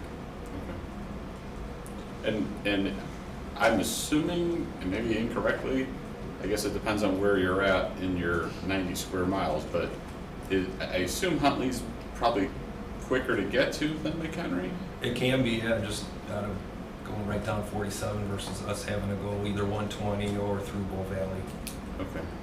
So, yeah, usually if we're in the north or east over here, we're going to McHenry. West and south, we're going to Huntley. Okay. Go ahead, Larry. So you have 4 ambulances right now, picking up a 5th one. How old is your oldest one right now that you have? The oldest one's a 2010. 2010, so that's 12 years old. Yes. And then the one after that's a 2017. Okay, will that older one be retired and you be back before, or you get other funding? No, so again, you had asked about the time frame of being able to get an ambulance. We're actually going to hold on to it in the event one was to have a breakdown or hopefully not have a accident. Because it's even being able to get loaner ambulances are very difficult. So you 4 ready to roll, the older one in the background kind of Yeah. thing? It seems like that would be a good plan. Yeah. That's How often do you need your 4th ambulance? It's not so much being in that 4th call capacity and going, it's more of coming frontline because one of the frontline ambulances needs preventive maintenance. So then how often do you have to call other departments because you don't have an ambulance available? It varies, maybe a handful of times a week. Oh, really? And A week? although that sounds like a lot, they're also calling us. So it's not just us always asking them for help. So we're surrounded by a lot smaller departments, so we help each other. Any other questions? Consensus to move it forward? Yes. Yes. Okay. All right. Thank you. Thank you. Thank you. Carrie, come on down. We're taking the comfy chairs.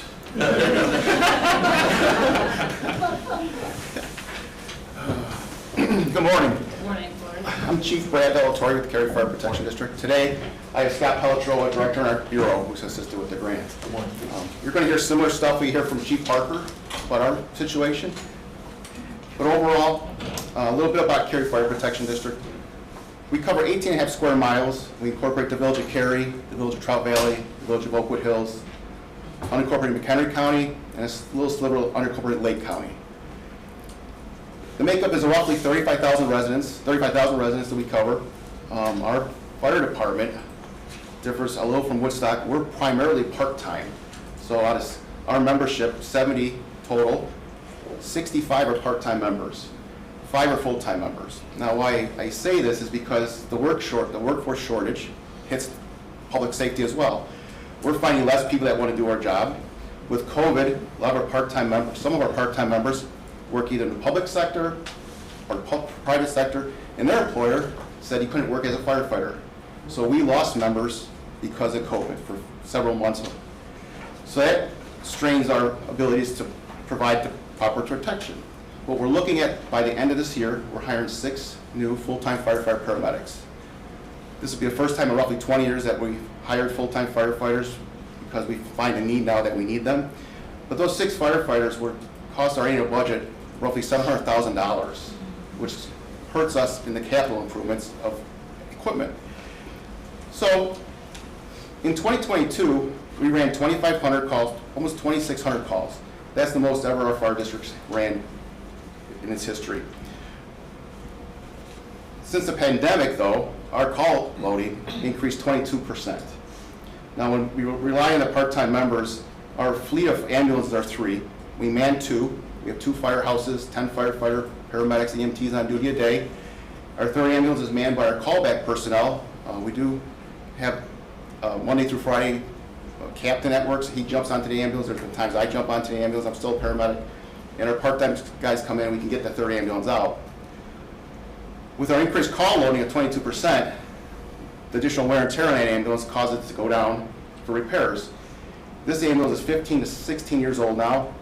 It's on a chassis that's not manufactured anymore, so we find it hard to get some of the replacement costs, replacement items onto the vehicle, which puts us down to 2 ambulances to be manned.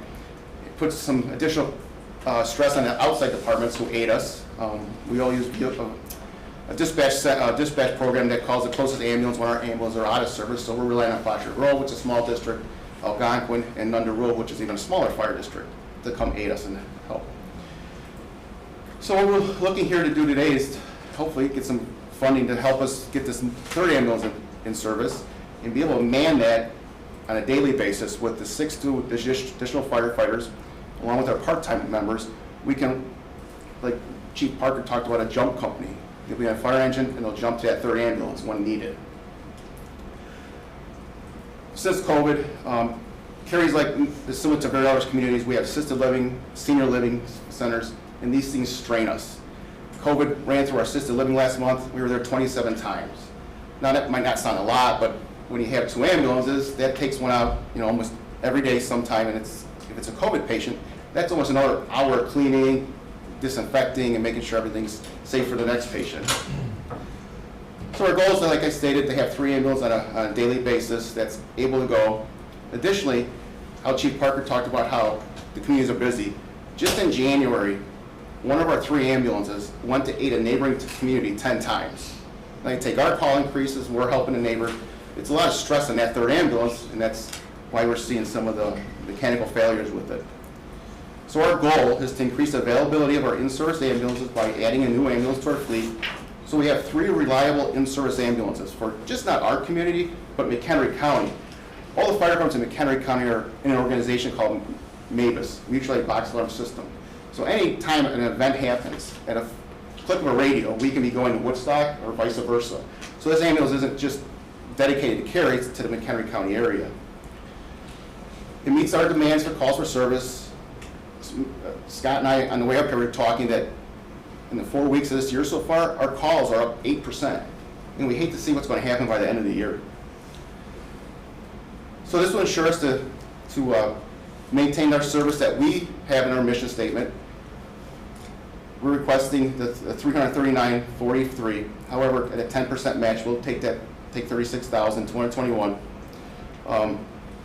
It's for an ambulance, a cardiac monitor, which we already have 2 that are at the end of their lifespan, which will help us replace that one. And then we will move over some of the equipment that's on the old ambulance, and then along with the IDPH soft equipment that we need to buy, the bandages and other stuff, that will take care of that as well. So that's what we're hoping for out of this discussion today. Any questions? Do you have any minutes? Sure, Larry. Do you go to the same supplier for ambulances? I know there's different equipment, so the dollars are a little different, but is there 2 ambulance manufacturers or 1? Or There are several. Several? But we're in the same boat. That's 2.5 years to get an ambulance. When we started this process, we reached out to our vendor right away and said, hey, get us on the list. If everything goes well, we'll let you know. And we talked to him the other day, and the quote he quoted us went up, but he's willing to still work on that timeline if we're able to get the grant. So, Brian, where do you typically go to Good Shepherd then? Typically, we go to Good Shepherd. Okay. We average, like I say, a little over 215 calls a month for an ambulance. When we do our graphs, we're looking at 80% of the time we're going to Good Shepherd. Several times we'll go to McHenry on request. Huntley on request. As we all know, the mental health emergencies are astronomical in the county. So we go to Woodstock a lot, because that's where they have to go. Now, that takes our ambulance out even farther away, but yeah, so Good Shepherd's are closest. We try that. We're actually working with discussions with Mercy to see what they're going to offer us so we can be closer to our district, so. Once they're open. Correct. So why do you have to go to Woodstock? Is that for mental health cases? Or- We're governed by Northwest Medicine, where we handle our patients, and they're designated that hospital as a mental health site, so that's where we go with our patients. And a lot of times, that's a non-emergent run, so we're going no lights, no sirens, and driving with the flow of traffic, so if it's rush hour, it could be an extra 10 minutes, 15 minutes. Why? I don't know if I don't know why. That's what they tell us to do. Yeah. Pretty clear, we can't sway from that. I mean, to me, you have a patient that, I don't care what their problem is, they need to get to wherever facility as quickly as possible. That's No, There's always a debate though with the doctor. That's where this comes down to. The doctor has to ultimately decide where they're going to improve us to go. If they harm themselves, we'll go right to Good Shepherd. No, I know, but I'm just saying, you take a patient to Woodstock, but you're not able to do it under lights and sirens? It's for safety factors, not like a true emergency, not like somebody having a heart attack or stroke. We do it for the safety of the members, safety of the public, safety of the patient. Well, yeah, because I mean, I've seen people pull off the side, and then you pull off because you're being good, so the person who's pulled off behind you, now they're just roaring by you when you can't get back on the road. So, I mean, you probably are eliminating any potential things for something that's not a true emergency, I guess. But you're right, we think just turn it on and go. And if we, like a damaged ambulance, now that's out, and Yeah, it just extends our delays to help the public. let's go ahead. So you said you were hiring 6 new full-time firefighters, and that will cost $700,000 annually. Will these firefighters be able to take the calls in the ambulances? Correct. So tonight at our board meeting, we're hiring 3 full-time firefighter lieutenants. Firefighter, they're paramedics as well. Then by the end of the year, we'll get the firefighter paramedics. So yes, they're cross-trained. Each day, we need a minimum of 3 paramedics to be on duty. So that'll help us maintain that. Our part-time workforce comes in, and we should be set for a few more years, and then we'll look down the road at hiring some more additional full-time members. So do you anticipate reducing the part-time staff? No. With these, no? You have that many? As of right now, we have a robust cadet program. So we have high schoolers that come in at age 16, and they learn about firefighter, EMS, and by the time they graduate high school, either they have some college behind them already, and they're off to the fire academy or EMS or EMT class. So right now we have 10 to 12, and that's a great program for us. So we have that as our AAA league, I guess you want to call it. And then off the street people, we're one of the unique departments in McHenry County. We require our firefighters to live in our fire district. So we have 70 members that live in our fire district, which is great.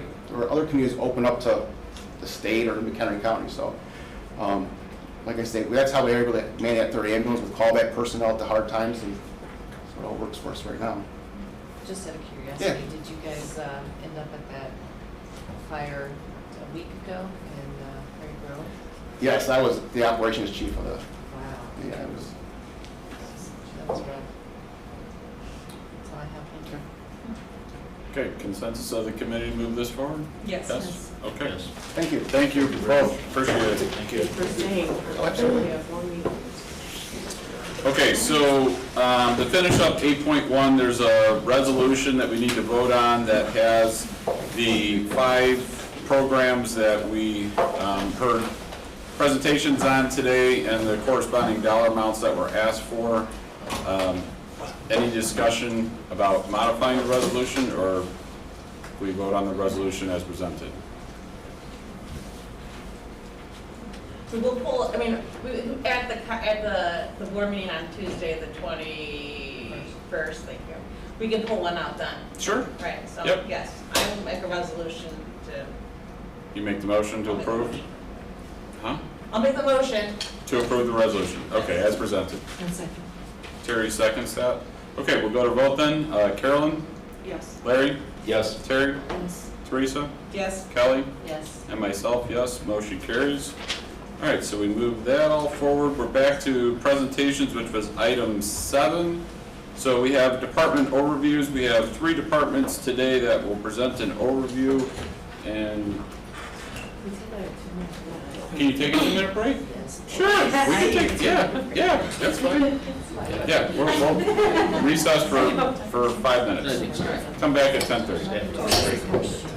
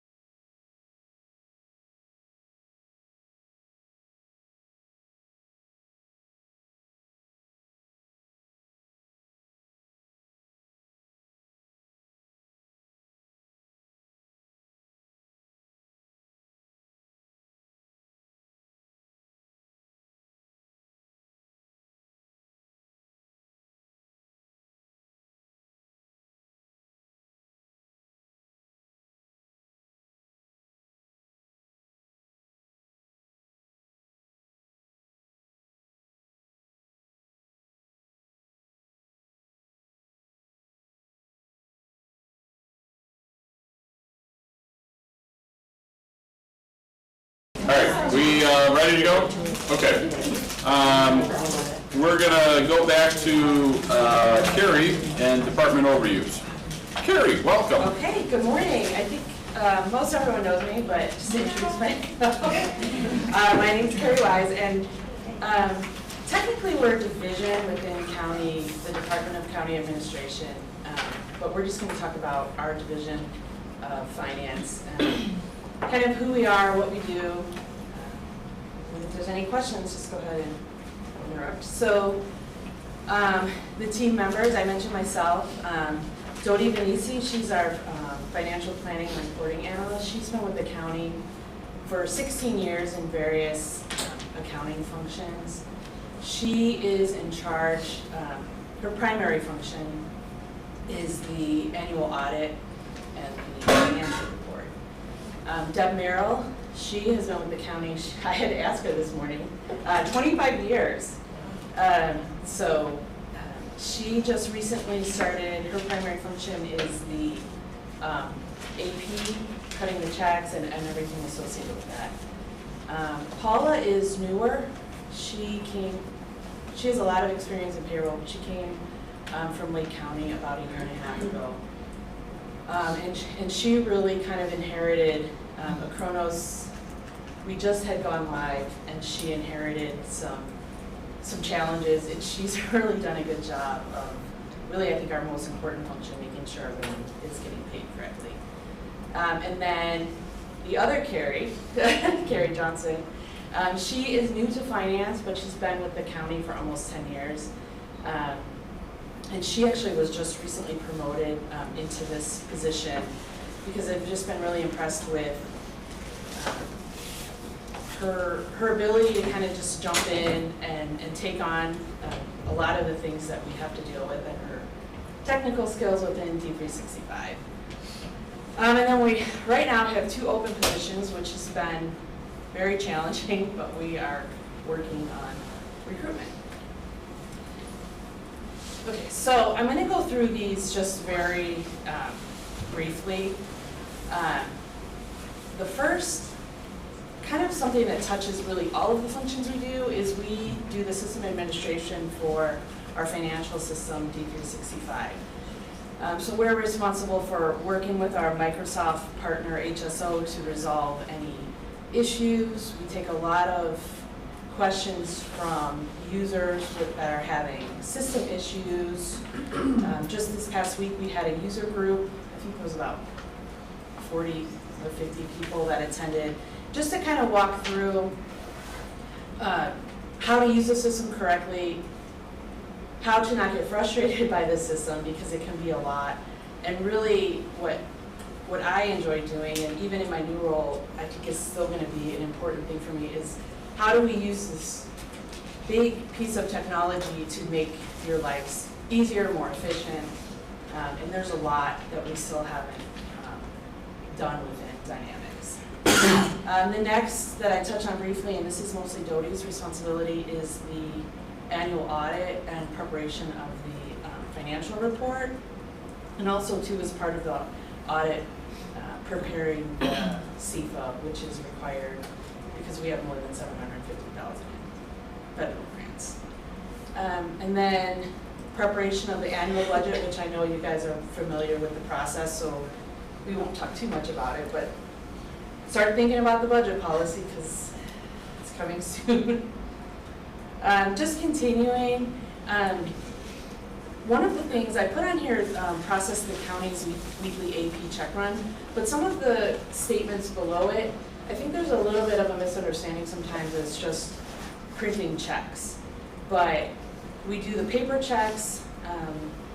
Dodi was very instrumental in this past year of getting virtual card and ACH payments for vendors that sign up for it, but then also too just dealing with vendors or missing checks or questions by the departments. It's really a pretty involved function. And as part of the AP process too, filing the 1099 information with the IRS and sending them out. And then too, as most of the meeting went this morning, overseeing and managing the Advanced McHenry County projects. And we've been working a lot with our partner, Bronner, and then Baker Tilly has been helping us with some of the compliance issues. Bi-weekly payroll for over 1,200 employees. And then the tax filings, W-2, but also too, just like D365, we're trying to get our users better trained with this newer software, so there's less issues, you know, they can run better reports and just make things more efficient. And then some of our other duties. So I know I went through this fast, and I don't know, for those of you that know me well, you know I'm not usually a kind of inspirational quote kind of person. But I saw this, and I hear comments quite a bit from department heads, other employees about, we don't really know, you know, we didn't know you guys did that in finance. And so my previous 3 slides, I kind of made them busy and detailed, and that was intentional, just to kind of show, like, we really do a lot, and I didn't want to be too dramatic, but I could have done even more. And so I just wanted to touch on this because I think the team that we have is, you know, if we didn't have such a great team, it would be really hard to accomplish all of the things that I just talked about quickly in the slides. But I think getting the right people in place is really important. It makes a big difference. We get a lot done, and I guess in the long term that saves money because we need less resources. So, but really it's just using the technology, using our teamwork. We all kind of have different strengths that we can pull from. So that's it. I know it was really quick, but these meetings. Just had little questions. So you mentioned there's some acronyms. SEPA? What does that Yeah, stand for? it's the, so I have it right in front of it, the Schedule of Expenditures of Federal Awards, or the single audit. And then the Annual Comprehensive Financial Report, ACFR. Yes. What is the difference between that and CAFR? There's no difference, they just changed the acronym, I guess it was, what is it? Yeah, I learned that yesterday or 2 days ago.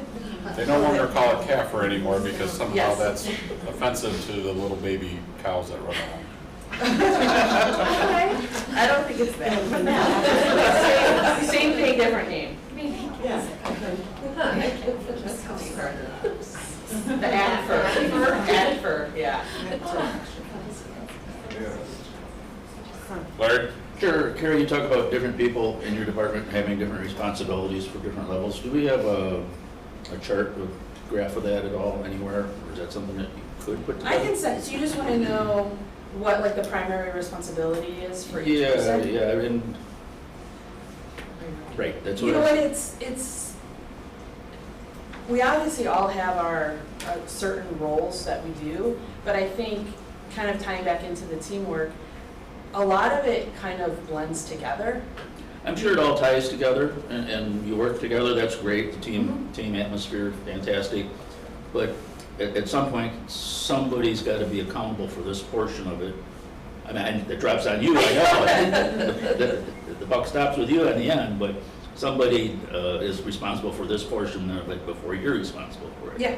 And maybe that kind of thing would just sort of help me understand your organization a little better. Sure, and you know what, really like the bullet points is kind of assigned by person, so I can just go through and. Yeah, I don't want you to spend a ton of time on it or anything, just give me a little idea where each one has responsibilities. Okay. Thank you. To add it to that. Okay, anything else? All right, thank you, Carrie. We'll talk to you in hopefully a couple minutes. So the clerk/recorder. I'll let you take care of it. We'll let Dan do that. Yeah, I'll take that. Oh, yeah, I don't know. You can sit in the comfy seats over here if you want. That's all right.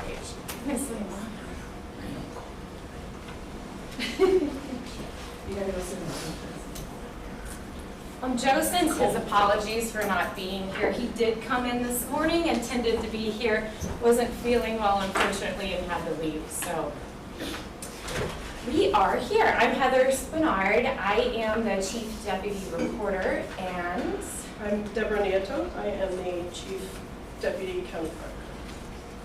right, so we're going to start with the Recorder's Office first.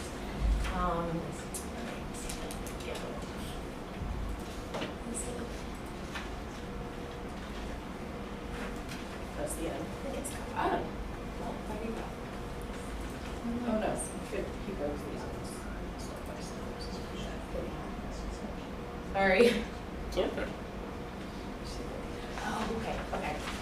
All right, so we will start with the agenda here. I'm just going to briefly talk about what the core functions of the Recorder's Office is, accomplishments, goals, and our organization chart. So, And then we'll do the same thing with the clerk's office. all right, functions of the Recorder's Office in a gist is, so we record all land records for the county. Those could be deeds, mortgages, liens, any real estate transactions. We could record anything. Joe likes to say that we're pretty much the library for the county. That's what we do. We hold these records indefinitely. Some of the things that we see are military discharges. This is a service that we provide statutorily, free service for honorable discharges to be recorded in our office, and they also get 2 free copies as well. Miscellaneous, you know, there's just a bunch of documents that you can record in our office. There's wills, there are plats of subdivision, covenants and restrictions, bylaws for your neighborhood, on and on. There's pretty much anything that you could think of, as long as it meets all statute requirements, and we can record it. So one of the things that we offer as a function is to be able to obviously view these documents. In 2012, the Recorder's Office scanned, imaged, and indexed all documents that came from book and page to digital. So now they are all available as of 2012, all the way back to the beginning of the county, which is 1837, and they are accessible online. We have a public vault that anyone can come into during business hours and view using our search capabilities and programs. You can view documents. There's a free online search that we offer on the Recorder's page as well. And we have a couple different programs called Tapestry. That is a pay-as-you search program. So you can do that online. Anybody can go in and pay per search. Also, Laredo. Laredo is a quarterly subscription that larger companies, larger title searchers, attorneys use. We also offer it in-house for all of the county departments if they wish to use this. We have another service called Monarch, and this is a specific search. So a lot of townships or township assessors need certain documents from us weekly. We can set it up with our vendor, and they can get these specific type of documents every week or every day, however they want them, when we record them.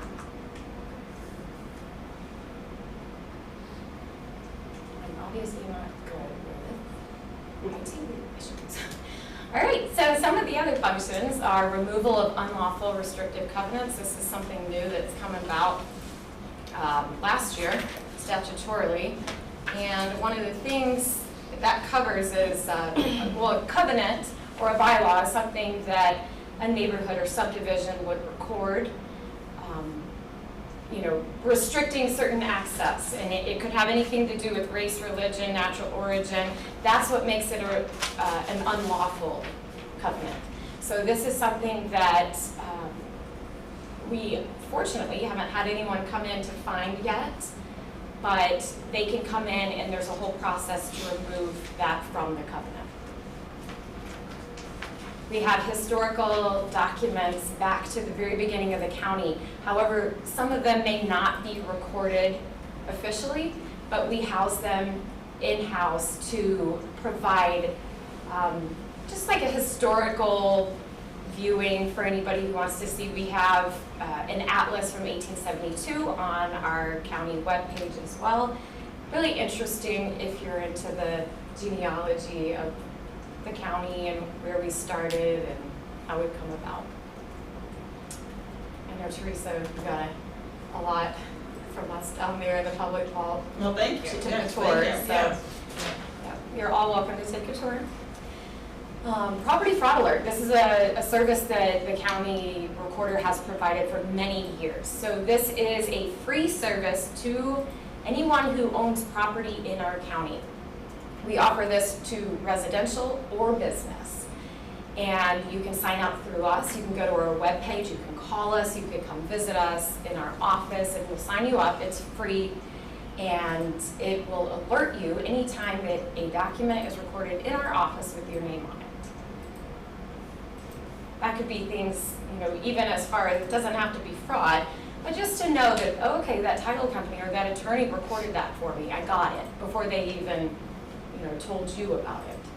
It could be a lien on your property that you may not find years down the road. You would know right away as soon as it's recorded. All documents are recorded in our office the day that we receive them. On a rewards program, this is a program that we offer for free again to the veterans of McHenry County. It is an incentive discount program, and we are always and currently looking for more local businesses to join in on this to provide discounts to those veterans. The recorder's fees have a subsection that we help fund the GIS department. So we collect fees for them as well in every document that we record, except for a handful. Right, accomplishments. The recorder's office has accomplished, Joe Theriot has accomplished eliminating the position of the elected recorder. So we no longer pay for that position because he is the combined recorder and clerk. However, he is always there doing his job in our office and still doing the job of the recorder. We have improved our software and process changes since Joe has come into the office in 2016. We have a program that has eliminated so much waste. I don't know if anybody's familiar with lean principles, but we are always looking for ways to make sure that we're being the most efficient in getting documents returned and accurate. So we have this internal program that Joe created on our SharePoint called Knowledge Base. When he came in, there's a situation where we had multiple binders that were the Bible of this is how you do things through the years. With progress and change, we know that they can't always stay that way, and there would be different versions of it, and that was not good. So what we did is create, as a group with Joe, a knowledge base. So it's a Google, and it's internal just for our department. You can search up a topic, and we probably wrote something about it and how we do it and instructions, and it gives you when it was updated, who did it, time, and you can go back to the old versions as well. So it's a really great tool. Our data center transition, we have created so many different ways to hold the data and go about with the restructuring of our departments within our department, and it has allowed us to create a quicker turnaround time for your documents.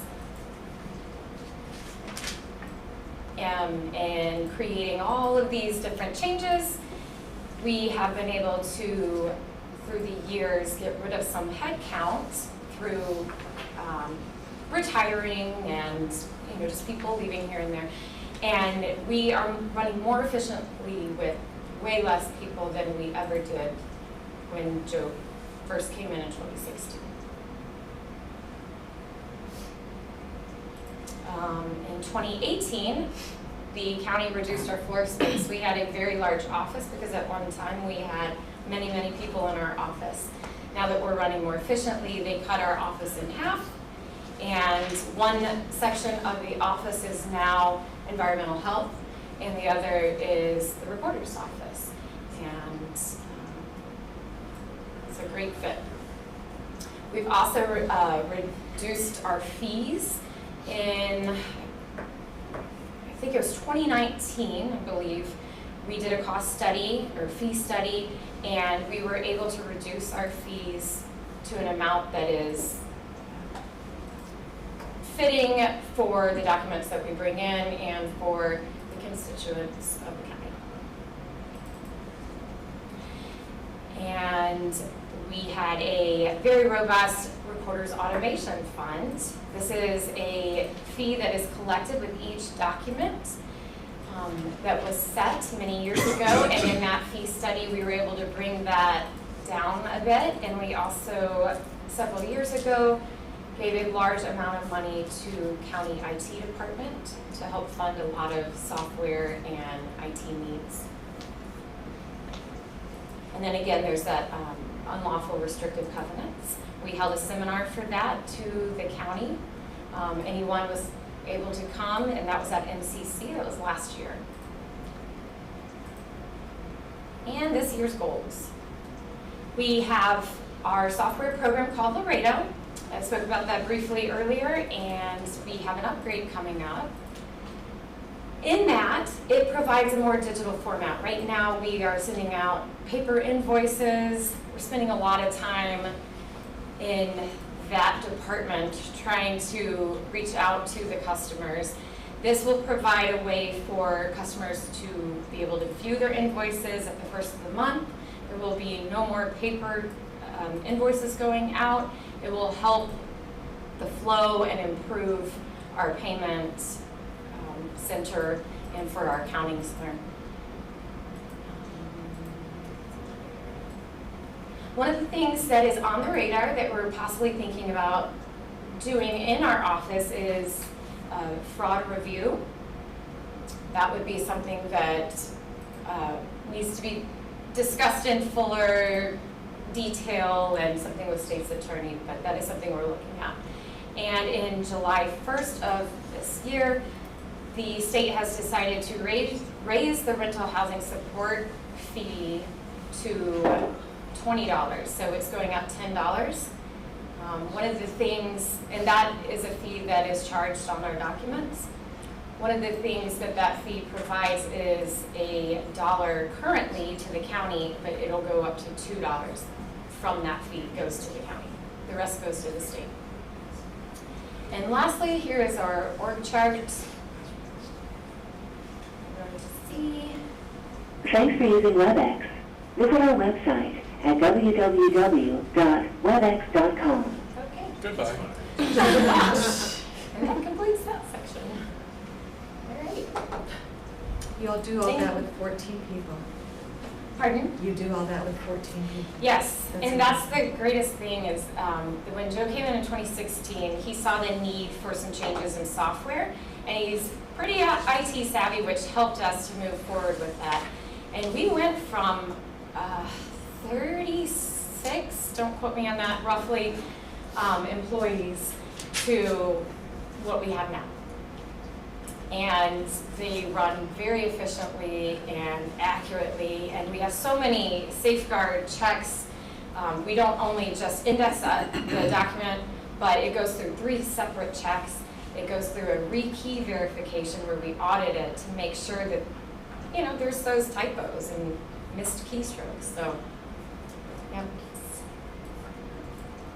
Okay, so this, and Larry will appreciate this, so all HOAs and covenants are recorded, or just those that want to be? Those that want to be. It's another thing with our office is land records are not all required to be recorded. Another thing with our county to know is that not all parcel identification numbers, PIN numbers, or PINs, are not required on documents at this time.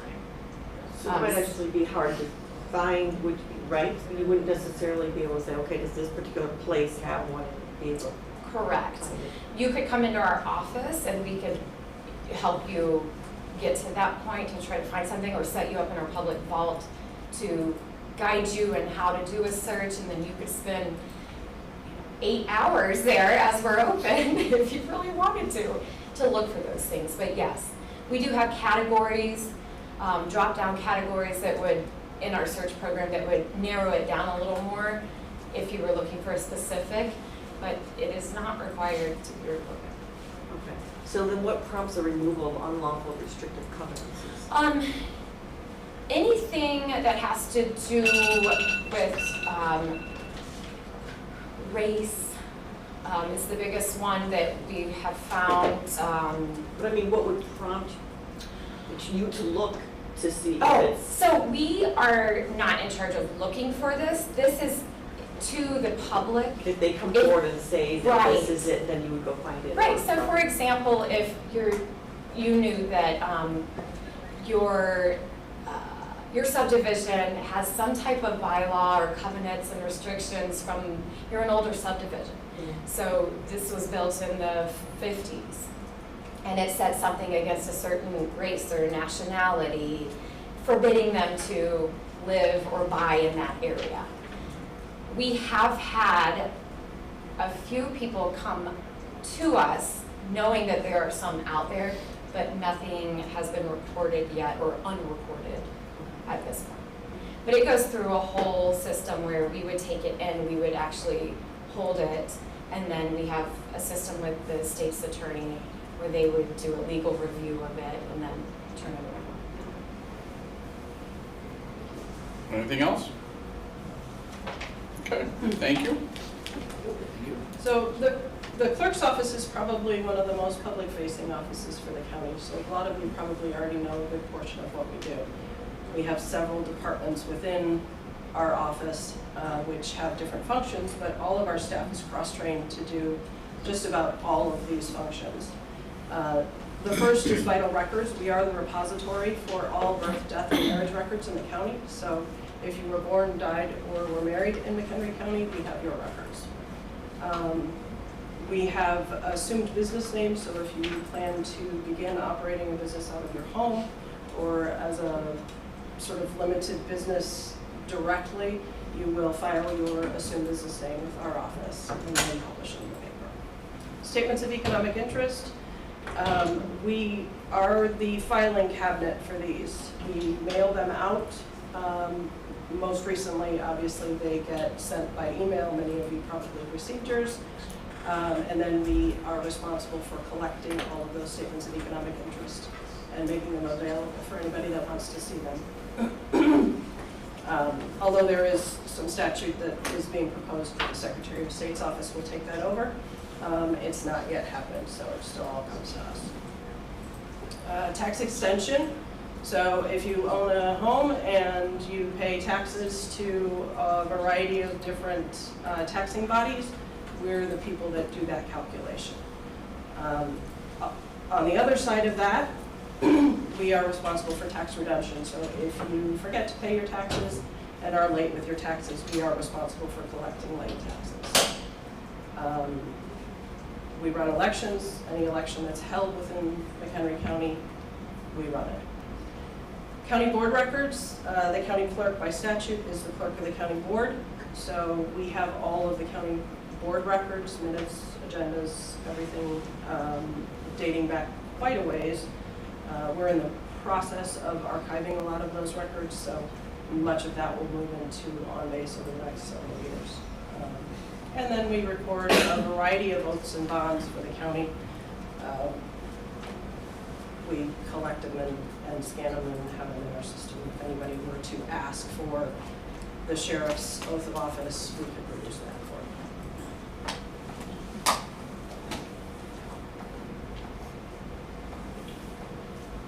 them. Accomplishments. So we are part of the state's Cyber Navigator program. That requires that a couple of our staff go through some training every year on cybersecurity. We meet with our Cyber Navigator probably twice a year, and they come in and they talk to us about, along with, we also bring in the IT department so that they can hear what they have to say, but they make sure that our system, both the election system and our voter registration system and the county's security system as a whole, is suitable for this program.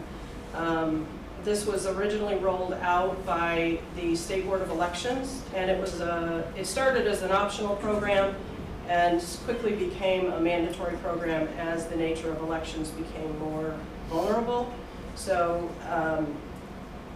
we received initially some grants as part of that to begin to move to a Cyber Navigator program. The ICN network, or the Illinois Century Network, was part of that Cyber Navigator program, and it required that our voter registration systems move onto the ICN network, so they are not part of the county's network any longer.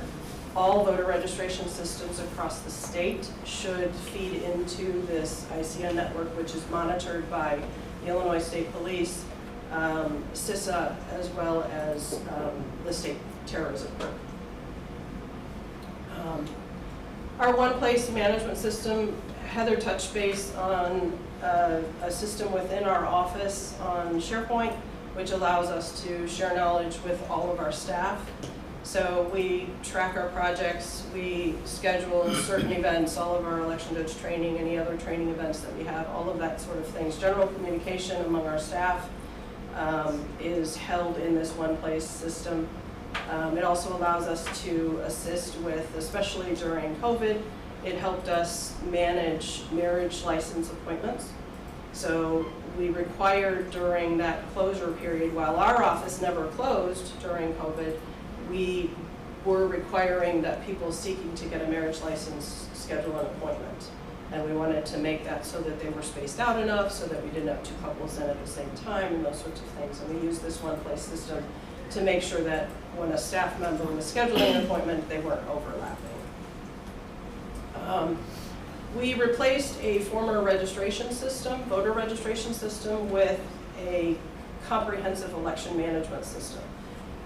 The system that we had prior to Joe taking office was strictly voter registration. It managed registration within the county. The system that we brought in was cheaper than the one that we had prior to that, and it manages the entirety of the election process. So it manages all of our election judge scheduling, it manages polling places, it manages all of our voters, as well as connecting to the state system to import registrations online, things like that. It's a very robust system that allows all of those things to come together during election time, and has one location where everyone on our staff can see what's happening with the election at any one particular time. We moved to a single point addressing system, and that sounds like it's not really a big deal, but it really was, especially for election management. Single point addressing, the system that we used before was a range system. So if you live between 100 and 500 on Main Street, you fell within one particular category, and these are the things that you vote on, right?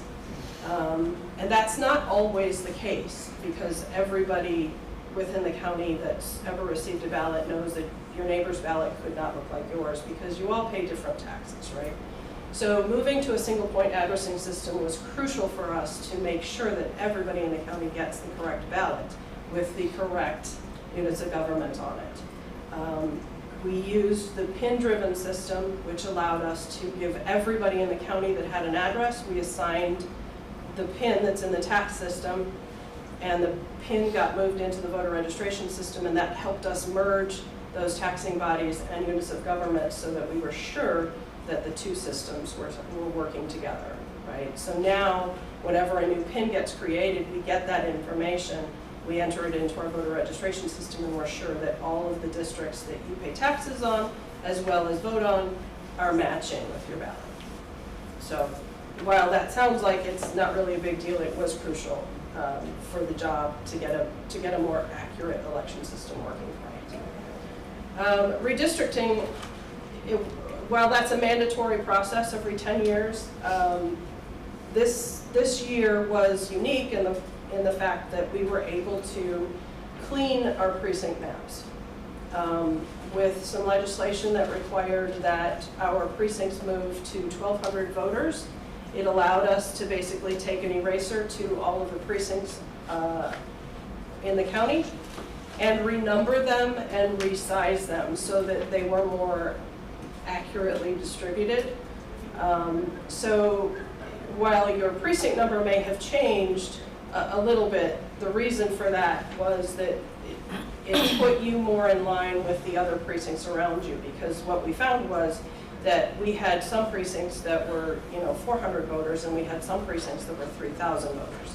And we just decided that redistricting was a good time to even that all out, especially with the new legislation that was 1,200. So we erased the map and started over along with our single point addressing system that allowed us to clean up a lot of our precincts that were out there and avoid some of that district overlap that was occurring. Unfortunately, during redistricting, some of the deadlines didn't line up, so our deadline for precincts came after the county board districts were drawn and after some of the state lines were drawn. So there is still some small areas that we can clean up a little bit more where there are some precincts that have 2 county board districts in them. And our goal is obviously to make that a much cleaner system where you only have 1 county board district, 1 congressional district, 1 state rep district in every single precinct. But deadlines didn't line up really well. We have a really good map now that's not sort of as messy as it was, but there's always work that could be done. There's always things that are moving around. We have online election judge training now, which took a really long time, a lot of staff to get it up and running. But it is allowing our election judges, especially through COVID, the ability to take some of that training online.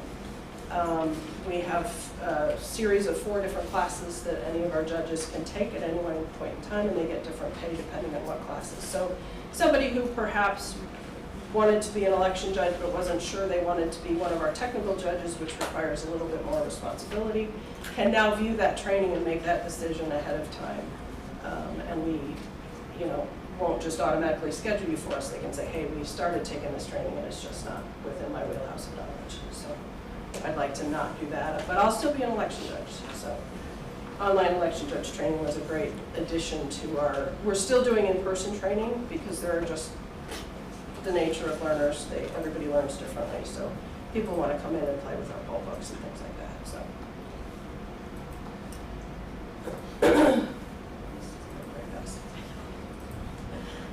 Accomplishments. So the vital records back file scanning is a big deal.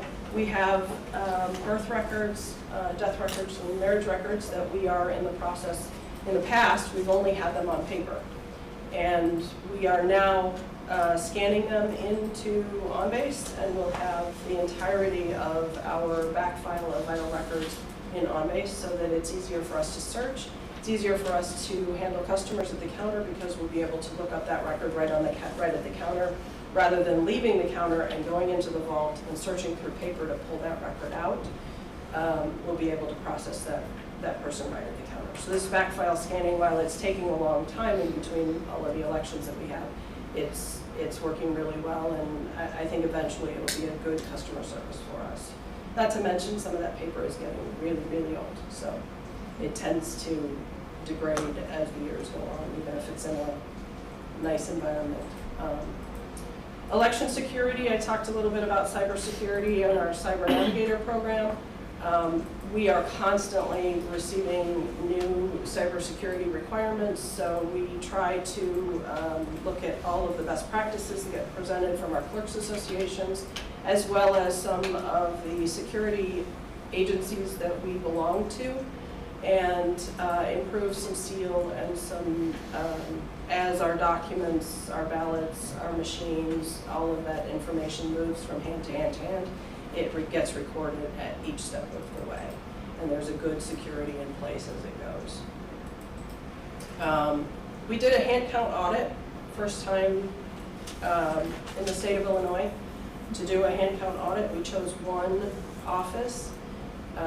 It was drawn by lot, and we had a representative, one from each party, available. It just so happened it was a county-wide office, the sheriff's office, that was chosen, and we hand counted every vote that was cast in the county for that particular office. It matched identically with what our machines counted. So we do have records of all of that event if anybody were ever interested in hearing any of that. I know everybody hears about hand counts and audits, and it takes a long time. It took many, many hours to do it, but it was a good proof to show both parties that our machines are actually working. Tax Extension has done a lot with our website. We have been working to improve the documents and the instructional type pages that are on our website for Tax Extension. A lot of what Tax Extension does is people don't really know how we calculate all of that information, so we are trying to put more and more of that online.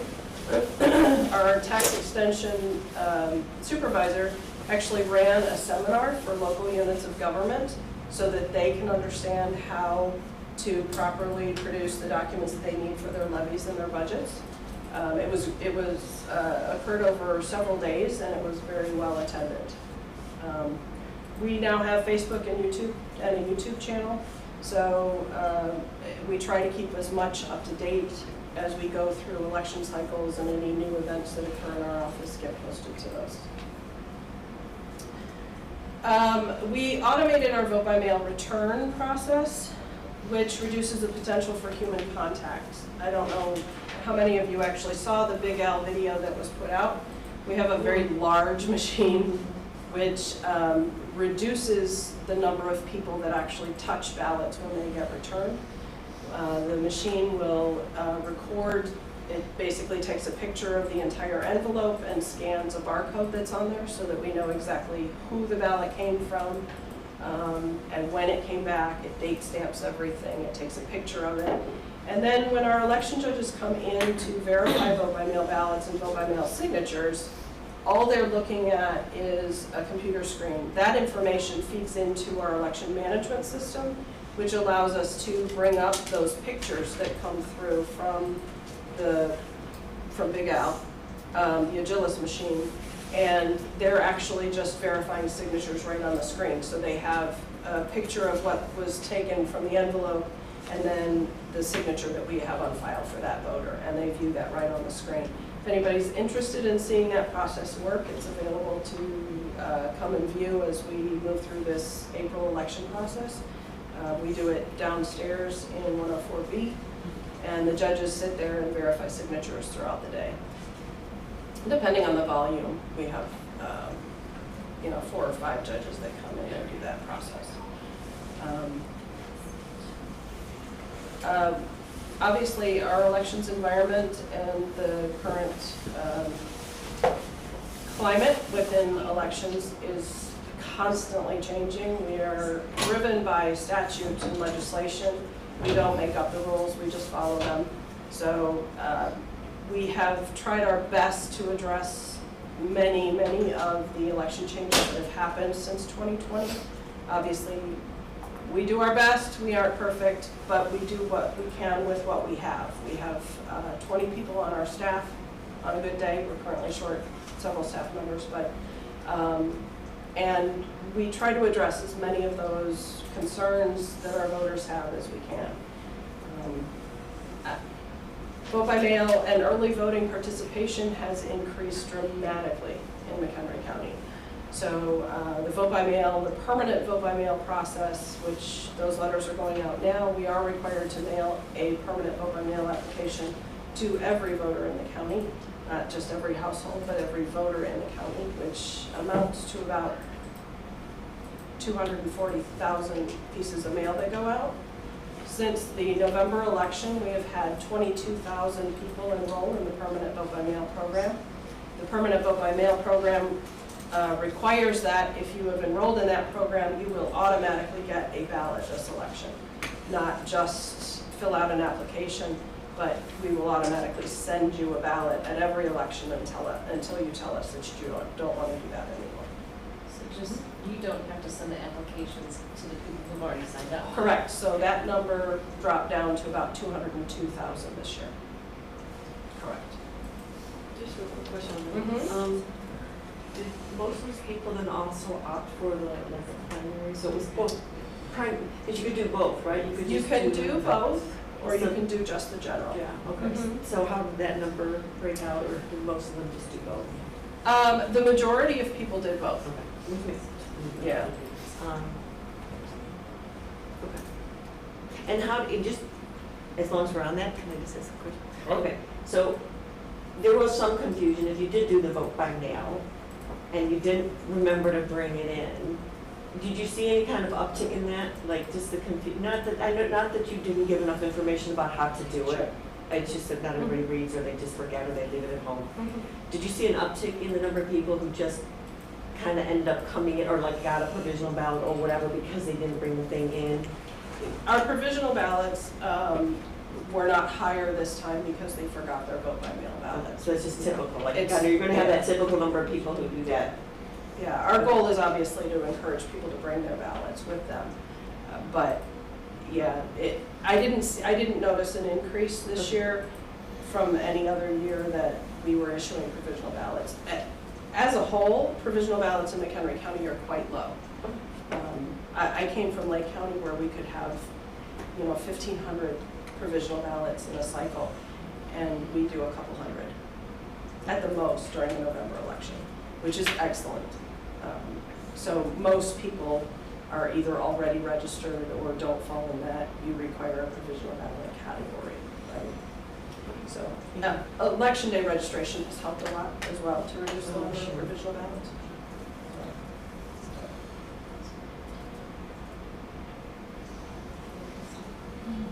Oh, there's one more? Oh, okay.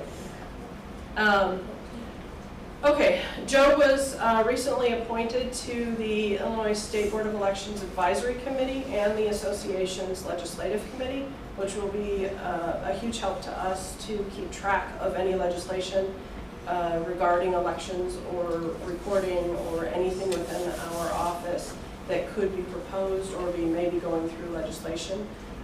They work very closely with a lobbyist who works on behalf of clerks and recorders associations across the state. This will help us make sure that any legislative needs that we have or that we see get addressed accurately. As a clerk, it's difficult for us to get the state or the legislature to understand how unfunded mandates affect our office. This will ensure that some of that information, at least as far as McHenry County is concerned, will be addressed. McHenry County is considered a large county for the state, but we're really a mid-range county for an association as a whole. So oftentimes mid-range counties get overlooked in favor of large counties which have more dollars at their disposal. So our county will get a little bit more say with him being on these committees. Internalized many processes. So this sort of encompasses a lot of different things that our office does, but one thing that you should know is that McHenry County is one of the very, very few counties in the country that does all of our election processes ourselves. Everything from candidate filing through creating our own ballot and printing our own ballot and packing all of our own supplies is done in-house. We do not outsource any of that. So that does a couple of different things. It makes sure that the things that we know that our judges need on election day get packed, as well as making sure that our staff has total buy-in to the process. So everyone is committed, and our entire staff participates in that. In 2020, we packed about 14 large moving trucks of supplies to go out to polling places, and we did that all ourselves. We have a moving company that drives the trucks, but we pack the supplies in the speed packs and we put everything on the trucks. We do everything from testing that the pens are still working. We spend summer months sitting there coloring with pens to make sure that they're still working, all the way to making sure that all of the paper that gets packed is shrink wrapped properly and labeled properly. So that's something that we do not only to save money, but to ensure that McHenry County and our elections are processed well and accurately.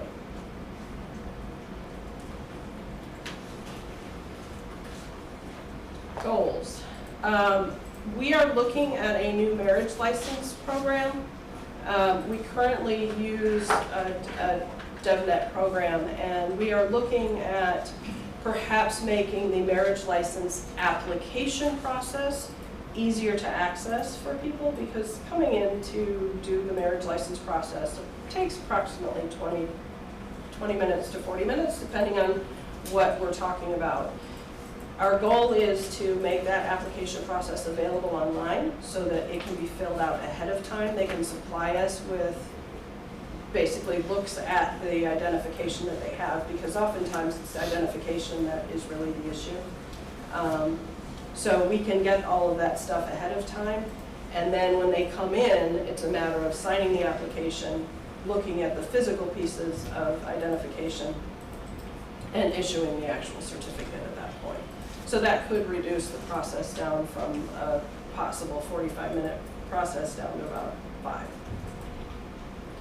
5. We're looking at, we've been running land and tax meetings, which sort of has taken a back seat to some of the other things that we've done, so we'll start these up again. It's all of the departments that have a hand in the land and tax process, and we get together and sort of talk about what our offices are working on and see if any of that overlaps with what we're doing in each other's offices, and see if we can combine resources to make it a more efficient process. So as we schedule these meetings, we were doing them about once every, was it quarterly? And we'd really like to get back to doing that. That helped a lot when we were moving to the single PIN based system within our voter registration system, but it was a really good way for us to talk to the other departments, the assessor's office, the treasurer's office, those other people that deal with land and tax records, to make our processes easier. And understand how the other offices work. I think that a lot of times, you know, maybe you don't understand how the recorder's office touches on some of your land and tax records, as well as our office. A lot of people don't understand our part in that because we don't actually mail the tax bills, the treasurer's office, things like that. We've improved our election judge resource guide, which is now not, we don't call it a manual, we call it a resource guide, because we've sort of improved each section of the day for election judges, and we give them a guide throughout the day. So here's what you do before the polls open, here's what you do while the polls are open, here's what you do when the polls, and each section comes with a checklist to try and help the judges get through that long 15-hour day. It's very difficult. We're trying to improve election judge recruitment. That is our biggest goal of the year, is to get people to be election judges. We're very, very short-staffed. The April election is worse because everybody's out and gone, and nobody even knows that there's an April election coming. So if you have any friends or family, tell them they should be election judges. Increasing our cross-training. All of our staff, we're attempting to cross-train in all of the areas that our office works in. So we're increasing that with all of the new staff that we're trying to hire.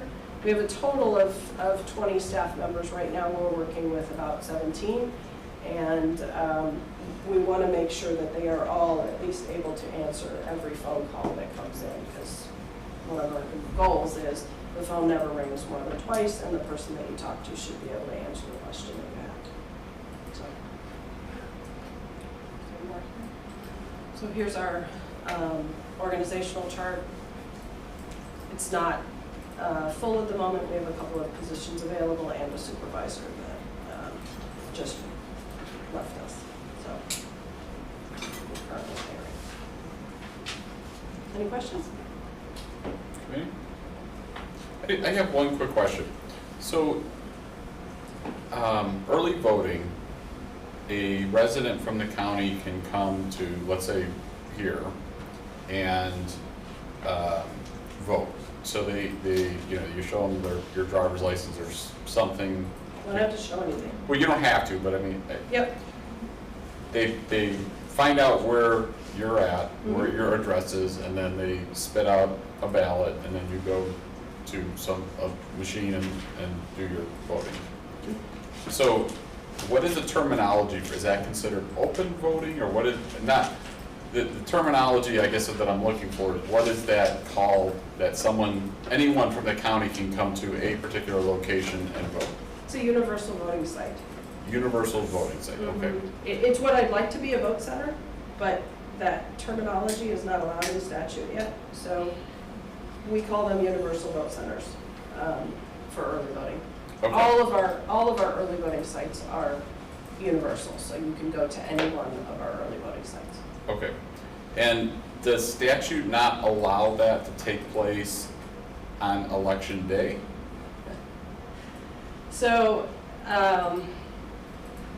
the most recent statute, so statute still says that you have to have polling places, and they have to serve a particular number of residents.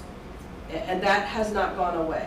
There has been an additional statute that's been added that says that you shall have a universal voting site on election day, which we do. We have one here in the county which can serve any voter. But we are still required to have election day polling places which serve the community of residents that are due to vote at that site. Some county clerks have interpreted the universal voting site to mean that all of their sites can be universal voting sites. That is not what that legislation intended, but that is what some of the larger counties have interpreted it. So like DuPage County now has every one of their voting sites is a universal. Right. So now they have 900 universal voting sites, right? That's fine. It's not something yet that is technically allowed in statute. It has not been interpreted that way, and the state board takes no stance on it at the moment. But I guess I'm hoping it moves that way, except that the problem is having 100 early voting sites or universal sites across the county will require a lot more equipment than we have. We don't have the machines to do that, because those machines have to be the touchscreen machines that we have. Those are the machines that will be able to handle every single ballot style. So for this election, we have 700 ballot styles. So printing that number of ballots and sending it to a voting site is very difficult. I mean, you're talking about thousands and thousands and thousands of ballots at every single voting site. And we just can't do that. So we would have to buy more of the touchscreen machines in order to be able to handle something like that. So that, I agree with you. I mean, I would like to see us move to that. Yeah. And because I think that opens up the availability of voters to vote, in the sense of how they're doing it. Sure. I think if we were to invest in the touchscreens, naturally we would save on paper ballots, because at that point, it spits out a piece of paper at the booth, and you don't have to have ballots per se.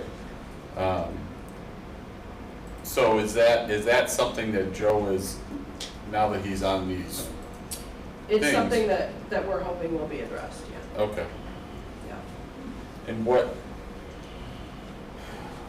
in your estimate, how many more of the touchscreen type machines would we need in order to accomplish that? That's a hard question. I'd have to go back and look.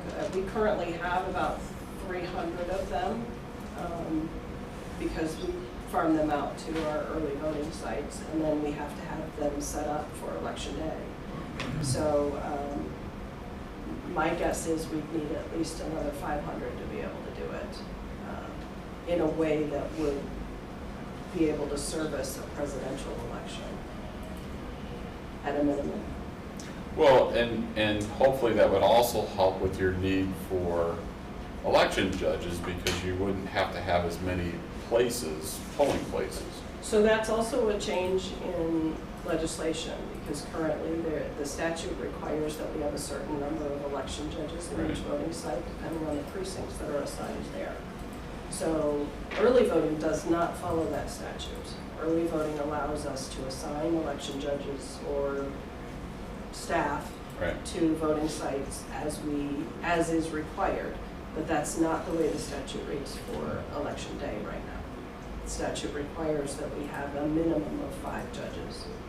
Right. So that wouldn't change unless they also apply the early voting statute to election day and allow us to combine more precincts, because right now statute limits the number of precincts that you can have, and they would need to allow us, obviously, my goal would be to leave our early voting sites open all the way through election day, and those would be the vote centers, and then we'd add another, 10 around the townships to cover some of the farther locations. Right. That would be ideal, to only have 20 or 30 voting sites across the county and just leave them open all the way through election day. That would be perfect, because it would be easier for us to manage. Election judges would obviously be easier to catch for a smaller number of locations, but statute doesn't allow for that yet. Okay. And as if we continue to increase vote by mail, that will also decrease the amount of people physically going to a place to vote. So I hope things move in that direction. That would be fabulous. Honestly, it looks like they're moving in that direction.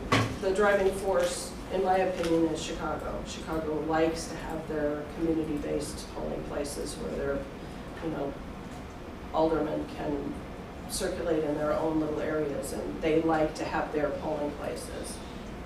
And we're very against it for a long time. But it looks like they're moving in more the direction of a vote center. So.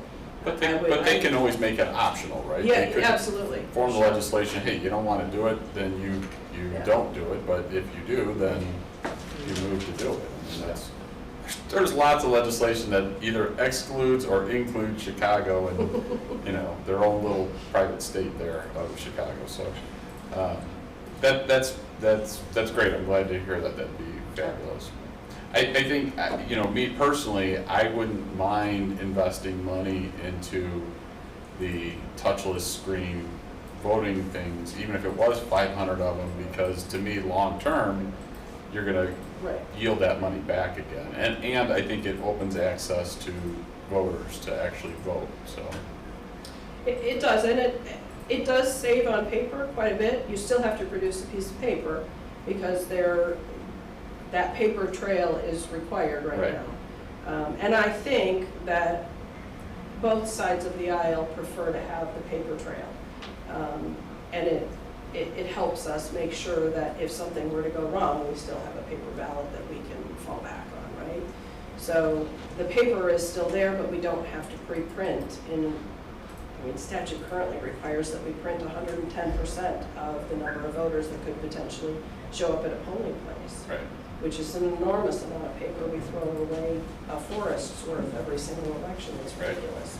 But you never know, and now you prepare. We are essentially preparing for 3 separate elections. We prepare for you to show up voting by mail. We prepare for you to possibly show up at our early voting site, and we prepare for you to possibly show up at our election day site. We don't know where you're going to go, but we have to prepare for all 3 of those things. So we run 3 separate elections every single election.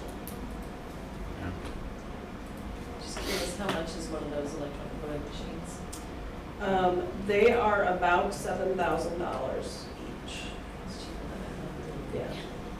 Yeah. They've come down quite a bit. 3.5 million. You can Yes. have them all. Maybe we can apply for that grant. Yeah. There you go. Okay, anything else?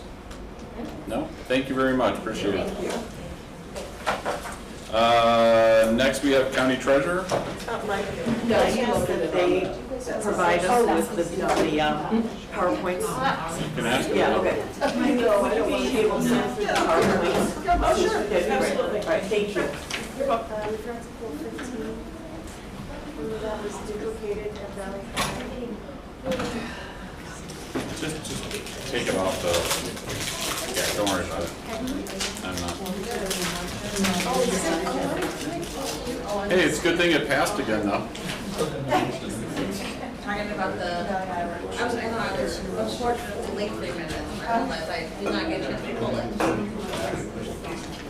I'm like, I'm late, what do you get when I can't?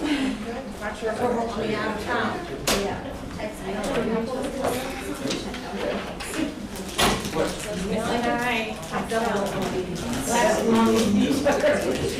Congratulations, by the way.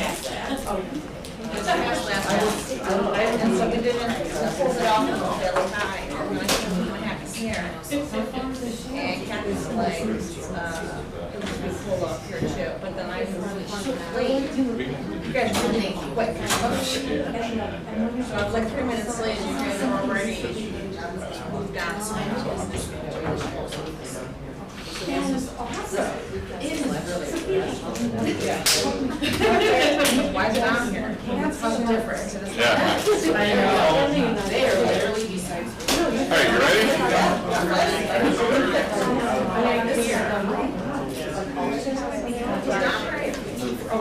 Everyone? Go ahead.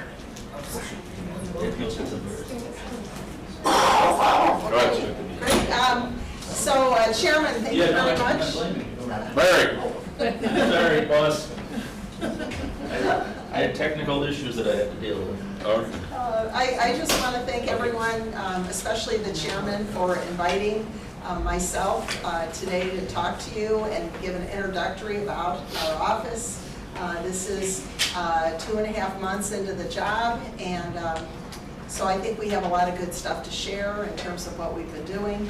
I also want to introduce my head team, Francine Sitterson. She is my chief deputy, and Denise Westmoreland, and she is our accountant.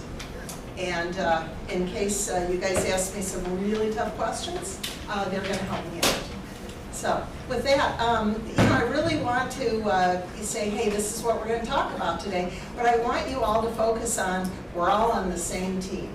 And you know who reminded me of that? Denise, when I first got here. And it was such a great thing, because what we do as treasurer is collaborate. We collaborate. We've had a great time working with Carrie and prior Kevin and Pete and many others in the room, Shannon, Stephanie, et cetera, more to follow. We're able to do so much more by working together, and I want to continue it with that, and I know you're going to help me with that.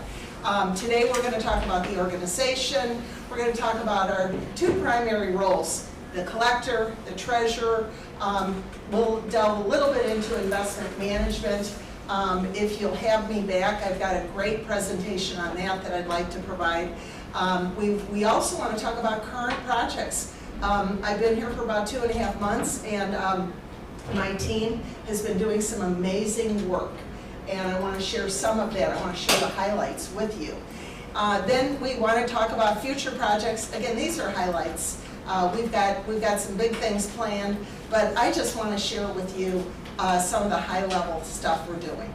And then, of course, Q&A, which, by the way, I know you'll ask me questions along the way if you want to. So first off, here's our team. Want you to kind of see some of the faces. We do have 2 people not there, but that's pretty much our team.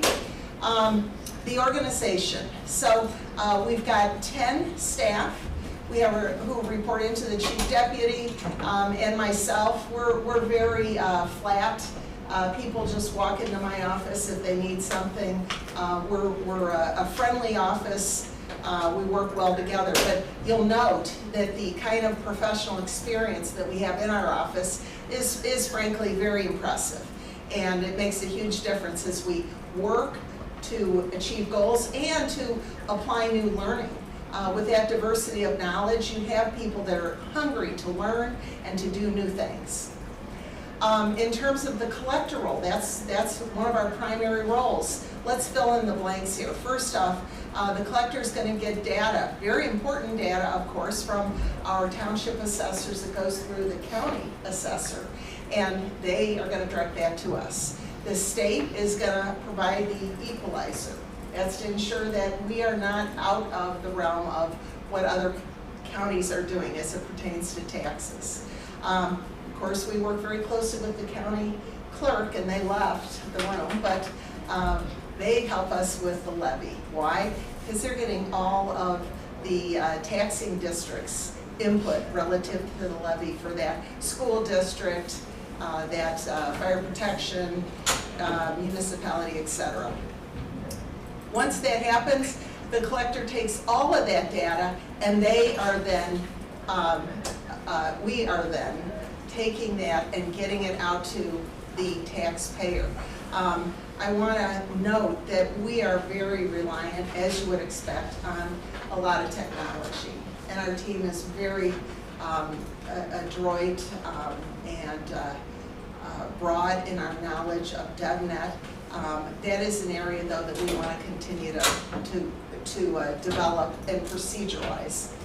After that tax money is collected from the taxpayers, and that is, coming through to banks, online, and at our office, then we are communicating with the taxing bodies.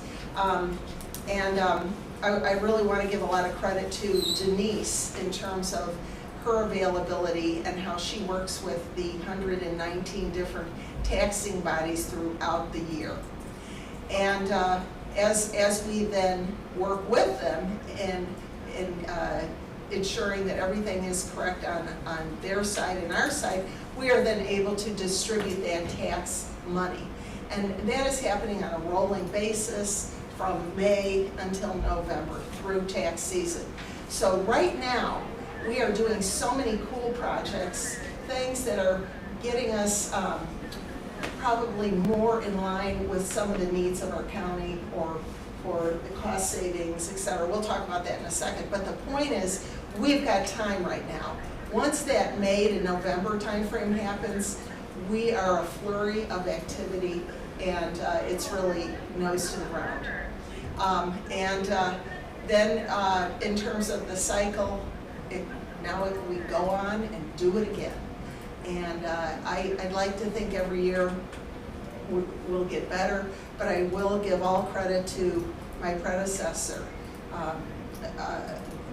Treasurer Miller, in terms of the expertise that she lent in making sure that this process happened very effectively and efficiently.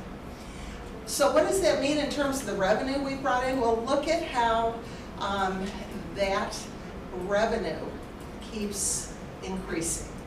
And so 2021 was this year, right?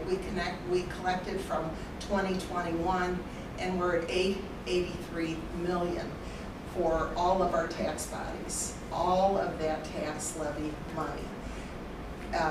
2022 coming up, you probably heard the CPI is officially at 5%. It's never been that high before. We're going to see, I think, some extraordinary increases. And I really don't have much to say other than, we all hate to see that number go up, but that's the cost of business, I guess, right? So what else do we do? Well, we manage our subset of that money. That $883 million, we get that subset somewhere, around $225 billion in that ballpark. And so here's some of the activities we do that are so critical in managing that money. We're reconciling bank accounts. Keep in mind, we've got our county funds in specific bank accounts, and then other banks that are collecting money for us. We monitor all of the county deposits. For example, the opioid fund. When that came in, we were managing that, and it is interesting that different agencies or different departments have contacted us as that money has moved through the system to various accounts. We do transfer of funds when we get the call from, for example, the CFO's office, and we will then transfer funds. We invest available county funds. I'm going to talk about that in a second in a little more detail. And then, of course, we're always working with public and county officials. That's a huge part of what we do. We provide the expertise, the patience, and the desire to truly help in managing that money and communicating with all levels of people. And it's a job that I think most of the time we really enjoy. So, investment management. The general fund has two elements, which, as we know, ARC will go away. I'll fast forward. It's going to go away the end of November, month of November 2026. Why? Because my understanding is you guys are going to spend it on some important things. In the meantime, I've been given the opportunity to make some money off of that for you. And so we're in the process of moving that money into investments. That $15 million actually that is available we're working down on that. And we are conducting sort of a dollar cost averaging over a number of months to achieve that because of our desire to achieve some diversification in how that money is available, durations, potential yield increases, etc.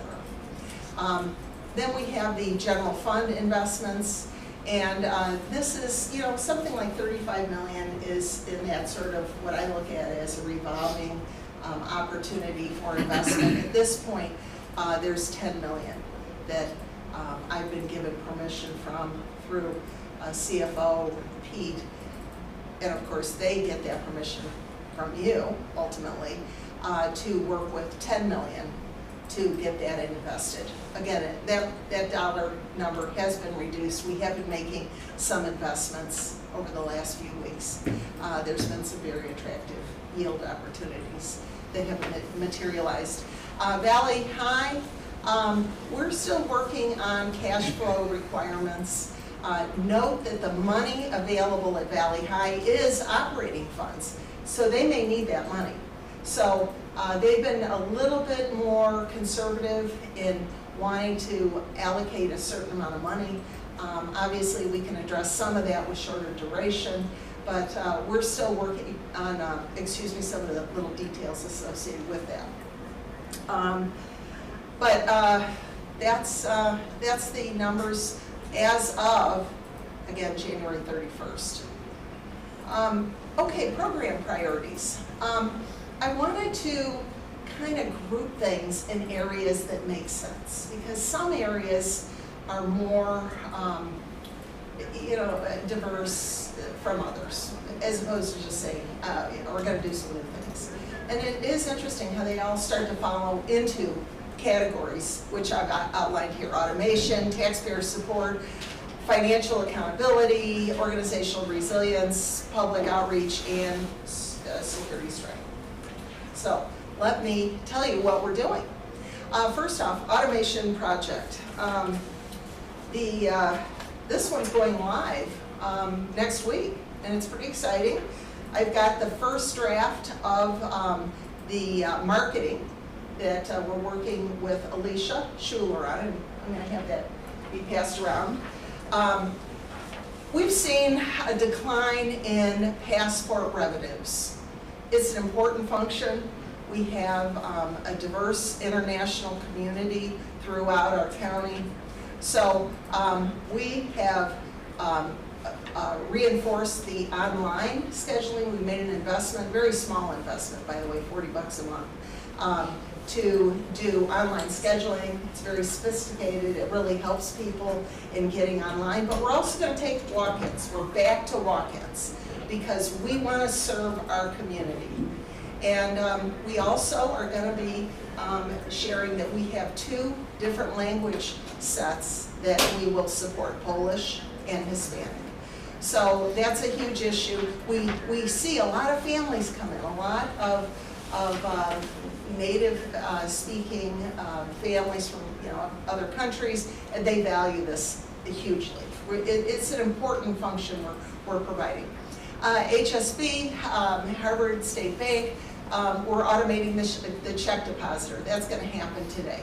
And no big deal. Well, yeah, it is, because we want that money out the door. We want it in, being deposited. And frankly, the treasurer doesn't live in Harvard anymore, so guess what? That was something I really wanted. I didn't want Francie to have to do it either. Taxpayer support projects. The eCheck 2023 program, what we're going to do is we're going to waive eCheck costs. It's $1 per transaction for residential. And so people can pay their taxes online or on the phone. Why are we doing it? One, it helps the taxpayer. But secondly, it helps us. We want to teach them to go online. It helps the clerk, it helps everybody if we do this. And we've been working on this.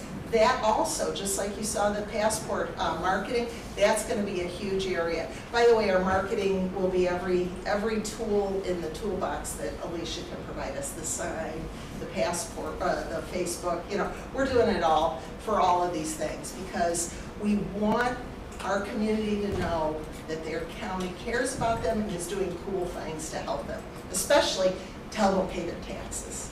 We like that. Phase 1, updated, redesigned the website. You may have noticed that. We've also changed the domain name to something that we thought might be a little bit more appropriate given the current domain name. So it's treasurer.mchenry-county.il. Oh, that should be gov. It is gov. I just made a typo. What's cool about that is it's using all of the tools we have, and we're going to continue to build on that. We have some really nice taxpayer tools that Glenda had installed. They're great tools, but we're just trying to market them a little bit more effectively with the new website.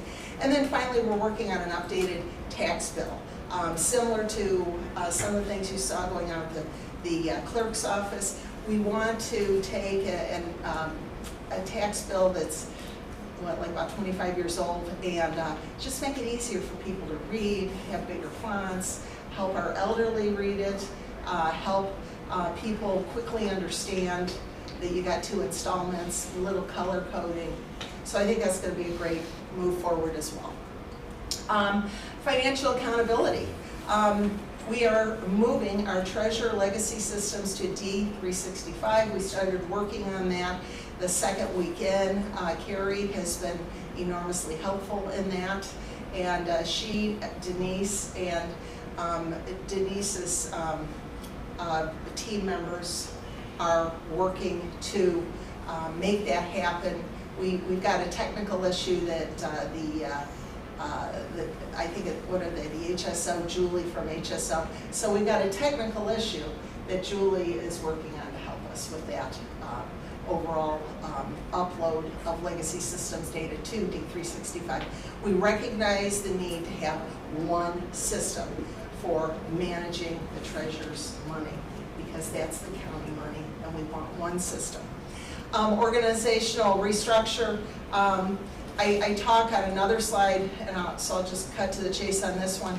We ultimately want to have a D365 Center of Excellence within our organization, working very closely with the CFO. We want that technical expertise, so we're going to have another level of mentoring and coaching in our organization. I'll be back to you next month with that in place. Been working with HR on that. Transition audit, Shannon, Stephanie have been advising me. I've also, and are directing the audit, and have also had some conversations with John Rader, which Steffi and myself and Shannon will kind of finalize where we go from there. Security strength. Security's huge. We've had some system security issues. We've done some shooter drill type things internally. We've really focused on that, but the security system upgrades, I can't really take any responsibility for that. It's a great work, but it's really driven by the buildings people, and they are doing really excellent work in giving us a key system that is far more robust and operational. Password manager, I've got people that manage maybe 20 plus accounts, bank accounts, and they don't have a way to manage it. It's a simple thing. I've been talking to Tom about that since a week after I got in, and they will have something available for us in March, and then we'll get that training, and we'll bring in a whole new level of security per our bank account access. Huge issue for me. We're looking at some outside cameras. I don't have the bids in yet on that. Future projects, we want to increase the number of collector banks because that helps our taxpayers. We have a plan to do that. We want to offer some real incentives to the banks so they'll want to be part of it. It'll be too compelling not for them to be part of it. And I'll tell you about that later. Financial accountability, that's Center of Excellence for D365. And then the last thing is public outreach. This is something that the prior treasurer, Bill LaFew, did. And I want to bring that back to life. It's a great way to bring community together and to talk about the different programs that we have in the way of tax education and programming. If people understand the opportunities of tax reduction with our elderly, our vets, if they understand how taxes occur, if they understand that we care, they're going to stay here. They're going to think, I don't want to leave McHenry County. This is my kind of place. So, you know, I just wanted to share this parting word of teamwork, looking forward to working with you, and wanted to then open it up for questions. I just have one. So most of our investments are in Bank of Oklahoma. Do you anticipate moving those into some local investment company, so we are staying local? I am going to be, in the course of this year, I am going to be putting out an RFP. And I will welcome any sort of input you might have regarding that. I frankly can't tell you a whole lot more than that at this point. I'll be talking to different people, but absolutely, I'm open to that. I will tell you, fees, as a private investor and as a public investor, fees are always an issue because of the dramatic impact they hit on your return. And right now, I do think we have an attractive situation with fees. However, there's other considerations as well. So thanks, Kelly. Thank you for that. That's good input. Anyone else? No?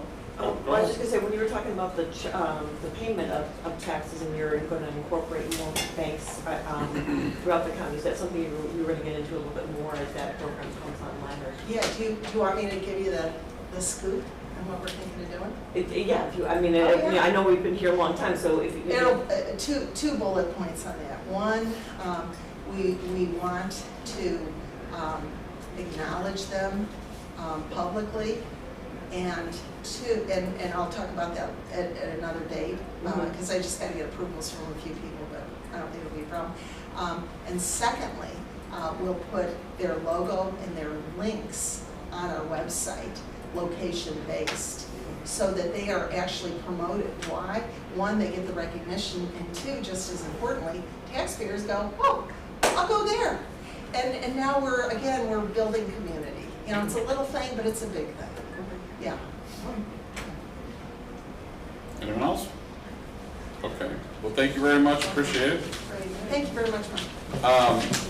We forgot to put Shannon on the agenda for today because she was moved from last month. So Shannon had, I think, 4 or 5 slides that she had emailed to us. Yeah, we will be brief. I'm as staff in my office, and I'm short, so I like to do things short and quick. I don't know. So I could pass it around, but they're putting it on here. I'll give you a hard copy too. just so you don't have to look as far, but I could dive in. So this is Stephanie, and she's my chief deputy. She's fabulous, fellow CPA. And you can skip to the next slide. She's passed around. Okay. Thank you. Did you give one to Kat? Electronic. Thank you. So I put our statute here because it really dictates the auditor's office. It's important to have your county auditor to be elected. That's key. In the state of Illinois, we always hear about corruption and fraud, and it's important to have the power to be able to go audit your fellow elected officials and be on the same playing field, work collaboratively with everyone. And I liked what Donna said. We're really a team department. We work well with all county departments, administration, and we're really overall here as a resource to the elected officials, the county departments. A lot of times people walk into my office, just have questions, and I offer my accounting expertise, my staff's accounting expertise, and I will go into that. And that's the big thing is, as being elected, I have access into the elected offices, working with them collaboratively, working with getting that documents, and working with the board to give them the information that they need as an independent resource. I'm going to jump to the next slide. I like standing is a good idea because I'm a little bit taller. So just briefly go over our team. We actually have 5 employees in our office. We have 2 part-time, so 4 FTE. A little bit about my background. I did come from PricewaterhouseCoopers. I was an external auditor in tax, and I did some internal auditing as well for them. And I was previously the financial reporting manager in charge of the financial accounting, and I'm certified in fraud examination and internal auditing as well. And it's key to have that background, being able to really bring professionalism to the office, and that's something that Stephanie has assisted with.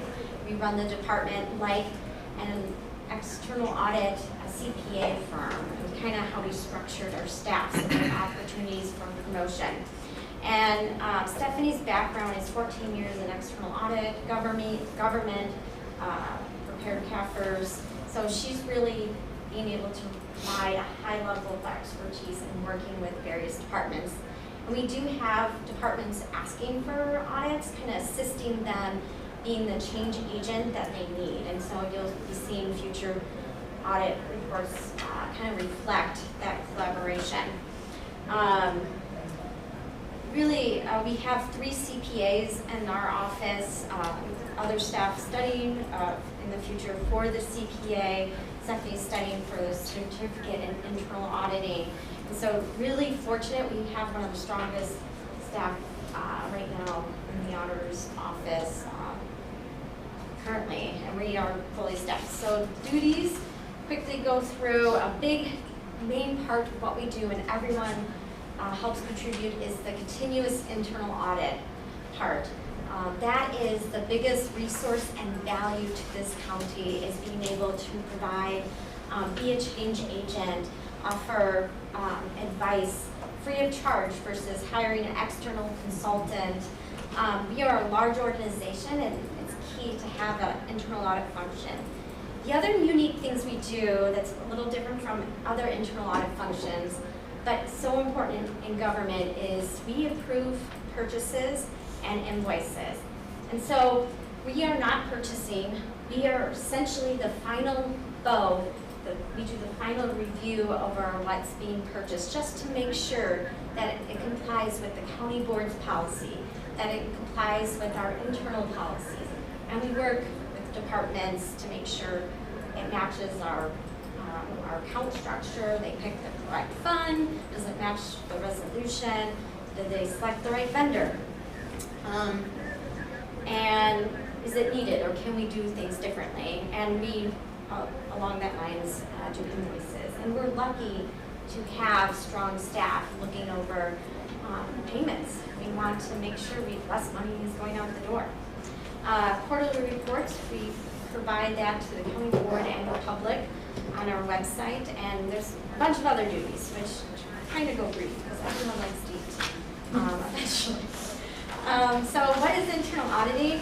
I get this a lot, and even talking to taxpayers, internal auditing is very different than what external auditing, and I do have a slide next, but really we are this business consultant working alongside departments. We are not that gotcha internal auditing. We're really having the skill set to even, we'll kind of go over some of on the next slides. I'll just jump, read that slide, go to the internal auditing versus external auditing. So internal auditing is really like large organizations have it. We do all different types of audit, not just assessing the financial statements at year end. They're taking a snapshot, a high level on our internal controls, the external auditors. We are able to go into each department and spend time assessing controls. The external auditors are on site a week. They do come back for a single audit, but we're here, boots on the ground. We're the eyes and ears alongside working with the county board and finance. We do manage the fraud, waste, and abuse hotline, and we make sure Stephanie, Nate, and I, we both hear all tips to make sure that they're investigated properly, they're followed up on, and it's documented appropriately. And types of audits, these are kind of different types of audits that we have done and can do. And so we're really here as a resource for you guys. And so kind of what I wanted to put you to start thinking about is there certain things that you guys want to see. I listened to a lot on the strategic plan, and we'll be looking at that, kind of tailoring our audits to match your guys' strategic plan. But if you guys hear anything, say something. Sometimes we hear stuff, and then putting it together with what you hear, we can help assist departments be proactive and not wait for issues to become larger. Or highlight some of the good stuff that's going on as well. We have positive internal audits too. I mean, sometimes documenting some of the good stuff. And that's covered. I kind of probably talked too much, but excited about what we do and where we're going. Oh, I forgot to mention, we were talking about goals. I didn't have that covered here, but we're looking at audit software that can really enhance track findings. We can present that data to you. Automatically, it notifies departments that they still haven't addressed the finding.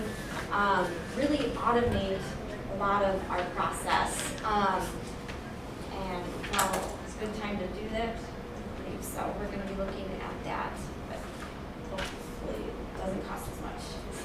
I like to save money, so as people know that about me. So, any questions? Thank you for fitting me in too. My son had oral surgery and had to leave last time, so for that. Okay, great, thank you very much. Thank you. We have reports and executive session left. So on reports, Jackie, I'm gonna let you go first, since I've been sitting here all day, all morning. Oh, thank you, it's been lovely. See? Well, and I have some exciting stuff to talk about. We're going to talk about beer, so There you go. there you go. Beer? Beer. And a lot of other stuff. Beer. We can just pass those around. Did you bring some? I didn't bring any. It's on Beza. I don't think I can do Wiener that. schnitzel, so we can have lunch. These are all the same, just pick one and pass it on. All the same, pick one, pass it out. Okay. I'm gonna leave these here for you guys to see. We got those in our, mailbox. Okay. You said they're all the same. I just want to make sure. So they just have a different cover, Okay. but they're the same inside. I see some of you guys have some fun stickers on your laptops for those that have FOMO and want a sticker. I brought those too. So pass them around, stick them on your laptops, your iPads. Fear of missing out, not being part of the group. Can't say I have ever had that. So, Scott asked me to come in just to kind of, we just had a board meeting. Kelly was able to attend it as well. Tracy Van Bergen was there as our board liaison. And he asked if I could report on some of the stuff I reported to my board to you guys. You got spirit wear too, look at that. You know, Classy the shirt. brand is important. Yeah. And as the brand manager for the county, it's exciting to see the people here using it. I saw the treasurer had the correct brand up on her presentation, so that was nice to see. I did put a little more in here than just information on the beer trail, so you'd have it. This is basically statistics and numbers for reach and impact that we've made in 2022. So as you go through the report we put together, all the photography you see in here is done by our professional photographer that we work with here locally. But it gives you information. I'm not going to read it over. You guys can read it, but we hit on our social media engagement and followers, our website. We wanted to give you some of the top pages that are visited on our website. People requesting information. It's good to know that's the #1 thing, but then Shamrock's the Fox, other events in general, festivals and farmers markets. So we had so many people looking to us for what is there to do, what festivals can we go to, and obviously our farmers markets and agritourism is important. Monthly insider newsletter is sent out on a monthly basis. If you're not on that newsletter list, please just go to our website and sign up for that. We have a really great open rate. It's a lot higher than national average. A lot of people clicking through. The beer trail is one of the big things that Scott wanted me to touch on. So that's what I sent the little brochure around. So we launched this in collaboration with the 11, it's a beverage trail, I should say, 11 breweries and distilleries in the county. There's 2 distilleries and 9 breweries that are working with us on it. They came to our launch of our brand, some of them, and they were sitting together like, we need to do something where we work together instead of competing against each other. Let's see if naturally McHenry County can help bring us all together and promote. So we did that. That's what we do. We've been meeting with all of the breweries and the distilleries on a regular basis, and we put together a craft beverage trail challenge. So I don't know if any of you have heard of it, if any of you are doing it, but you download our app. The QR code on this little brochure you have will take you right to that. And then you go around and there's no time limit on it. We didn't want to force people to go to breweries really fast. We want them to drink responsibly. We want them to do it over a leisurely time period, over like 11, 12 weeks, you know, maybe once a weekend. So, however, we did have about 10 finish it the first weekend. So, they've been slowly coming in since then. But you can see that we've had 106 people complete the challenge. 106 people have gone to every brewery and distillery, checked in, and reached back out to us. Their app automatically sends their information back to us that they completed it. We email them a form to fill out to get their free t-shirt. We ask them, where do you want us to send it to? And we mail it out to them, or they can pick it up at a local brewery. So we have 106 that have finished. We do have about 400 that have checked in at the highest brewery at Kishwaukee. And so there's another 300 out there working on this as we go through. We've gone back to the breweries and asked for more investment for them so we can pay for more t-shirts. But the investment that the breweries put in, they all contributed dollars, $450 per brewery or distillery. We put in $10,000 for a $15,000 advertising campaign that included digital advertising as well as the t-shirts and the brochures that you see and everything that we've done to promote it. So that, with the number of people who have checked in to all of the different locations, based on a $5 spend per person, which of course is very low. Most people are probably spending quite a bit more at a brewery. We're already at an 81% return on our investment. And our breweries, having put in a lot less, are at 500 to 800% return on their investment for this. And that's just if they only spent $5, which most people are gonna go and spend more than that. So that's kind of the big, exciting, like, very tangible and easy to see type of program that we like to do here in McHenry County as the official Convention and Visitors Bureau and Tourism Agency. We do actually have a contract with a data company who can track the data of who's coming to McHenry County. So if you go to the next page with the cute little dog in the tulip field, you'll see that data for the county as a whole, but we can dial down into our data for municipalities individually, even into specific events and or specific businesses to tell them how many people have been there, where are they coming from, what is their demographics, and even go as far as knowing a little bit with our credit card data, what some of their economic spend has been in our county. So this is something that's been really great to have to be able to offer to our partners as well as our partnering municipalities. So this just gives you a basic idea of us not putting any filter on it and just looking at the county as a whole. And this is data looking at 50 miles or greater. So this does not even count the people that live in McHenry County and are doing things in other communities throughout McHenry County. This is just the visitors coming from a greater than 50 mile radius, because that's what our grant dollars from the state is used to advertise to, are the people that are greater than 50 miles away. It'll show you our top 10 locations. As you'll see, a lot of them are outdoor locations, so our rebranding to Naturally McHenry County really falls into what our niche is of people coming and looking to do things in outdoors. We did do one little report to show you, to give you an example. We chose to show you the information on Shamrocks the Fox. We can go back to 2018 with our data as well, because we work directly with the city of McHenry as their advertising agency to help them market and advertise Shamrocks the Fox. And their website lives on for the Shamrocks Fox lives on our page for them. So this is probably one of the events that we're the most involved with. We will do this for any event that wants to work with us and fund the cost to do it. But I wanted to show you this, and this one really shows you everyone who attended this event in 18, 19, 21, and 22, and it's broken down by how many are from McHenry County within a 50-mile radius of this location and how many are from 50 mile or greater. So you'll see the top cities of where they're coming from. And as we get into 2022, you start seeing people are coming from as far as Chicago and everything, and leaving the Chicago Green River behind and coming and enjoying the festivities in McHenry County. And then I just wanted to touch on our influencer marketing. Influencer marketing is a huge thing right now. Being able to find really good influencers that are out there, that are posting digitally, that are on social, that have a lot of followers and have a lot of engagement with their followers, is something we do, and we bring them in, and they have to get here, but we cover their costs when they're here. Some of them, that's all we do is cover their costs. Some of them, as we've gotten some better ones, and we found them through a reliable marketing system called Meltwater, who can rank them according to, are these people that are coming that don't have any followers or engagement and they're just trying to get a free trip, or are these people that truly have an engagement and a following? This program that we use can tell us that. You'll see that we had a couple of them come out, Jay, Lee, and Beck. Those two were here right before we launched the beverage trail.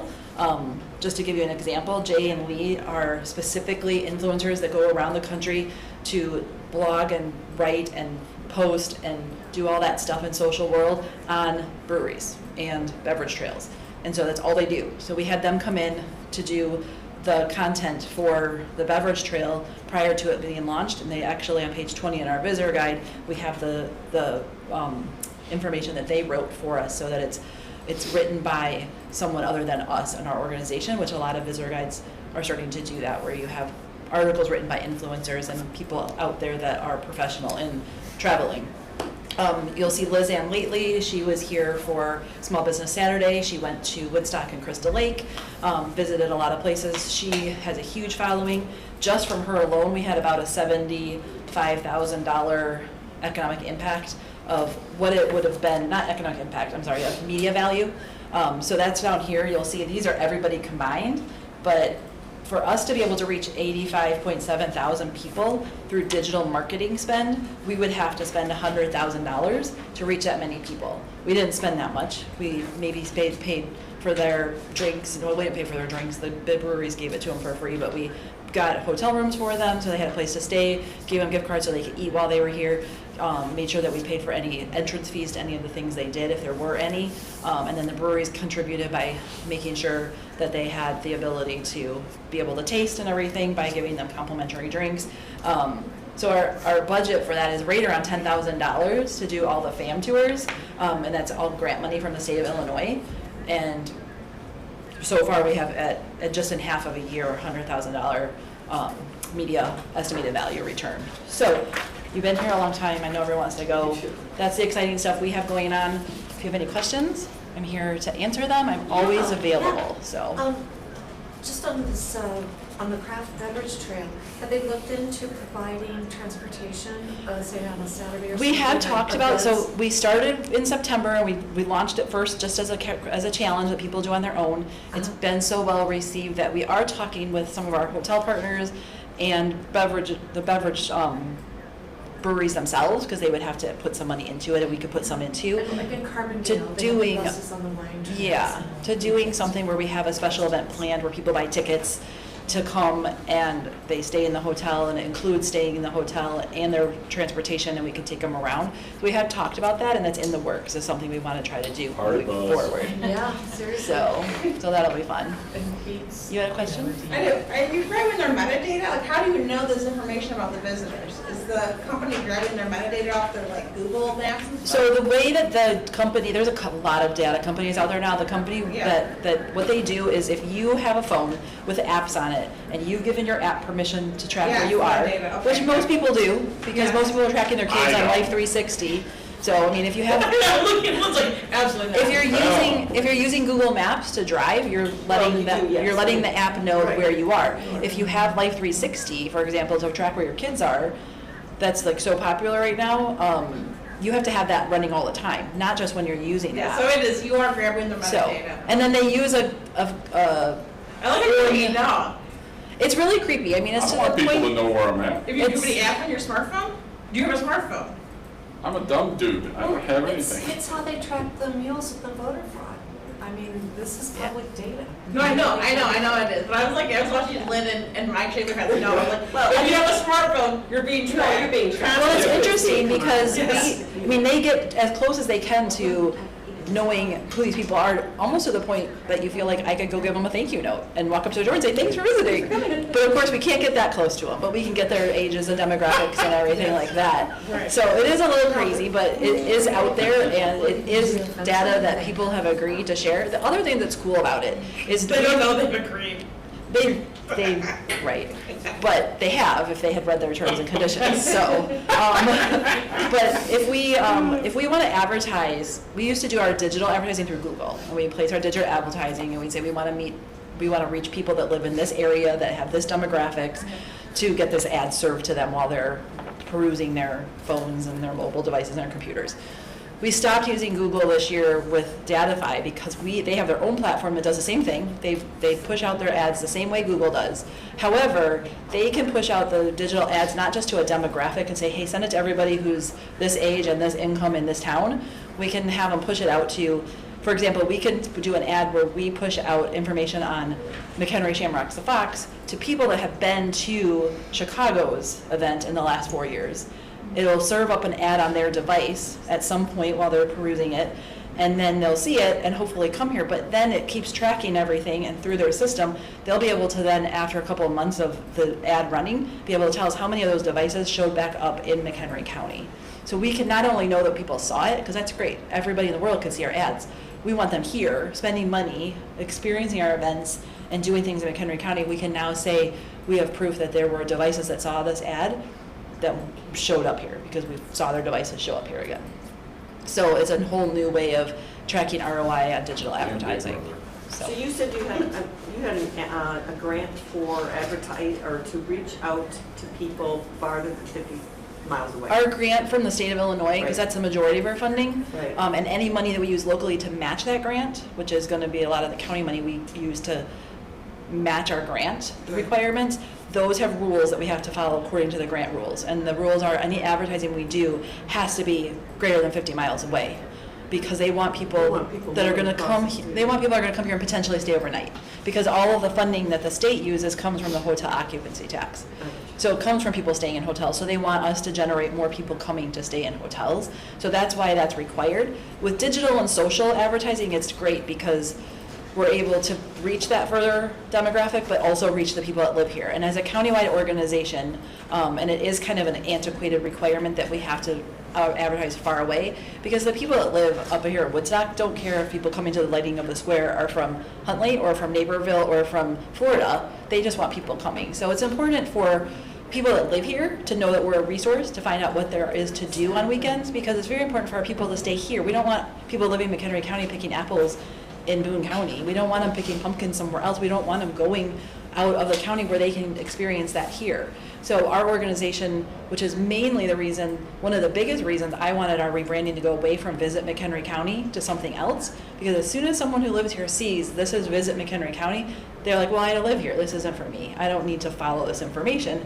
So we wanted to get rid of that visit and go to something different, which our professional agency came up with naturally, but we were looking at the more common explore, discover, experience, but we were really excited to come up with something very different and unique so that people really pay attention to what that is.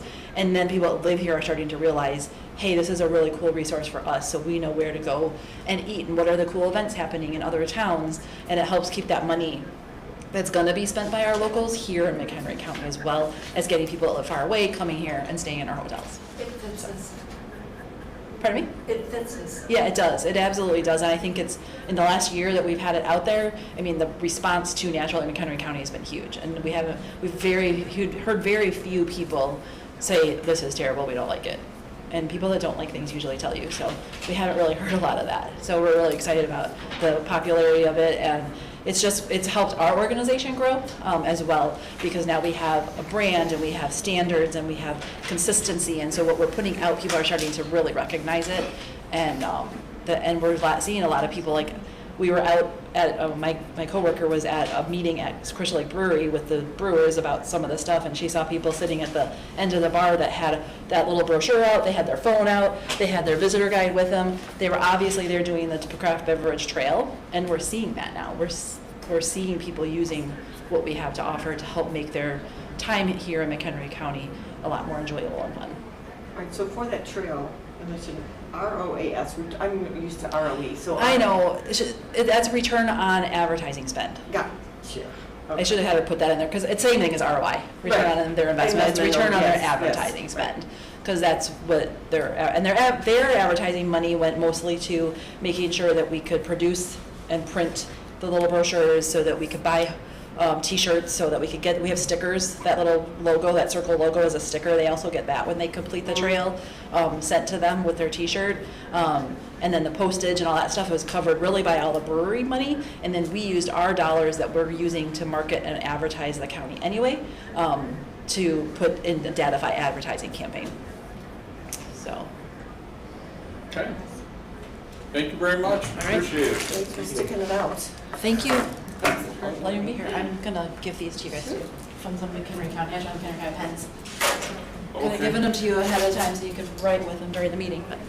And that's we all got those, your new books. So this is the newest one, so yeah, if Scott, did Scott put it in all of them? Okay, then I'll take these with me, because I know he has a whole box here. Okay, yeah, we did get them in our box. I'm glad you have that, and I'm always available, so anytime you guys have any information, or if you guys are involved with any events, we can post them on our website for free, so we can make sure our event calendar is the most robust calendar in the county, so that people know what's going on. But reach out to me anytime if you ever have any questions about anything. And Okay. thanks for Thank you, appreciate letting me come in at the tail end of this. All right, Carrie, you're back up again. You got anything? Just tell me one. It's okay to say no. No, I'll be more next. 5 minutes. Next month? Okay, If you have questions, of course, reach out. that's fine. Okay, we have to go into executive session for 2 audits. I'll entertain a motion to do that at 12:31. Kelly motions, Larry seconds. Trace the motion. What did I say? Kelly. Oh, I'm sorry, my bad. Kelly could, I guess. Anyways, all those in favor say aye. Aye. Opposed? Okay, motion carries.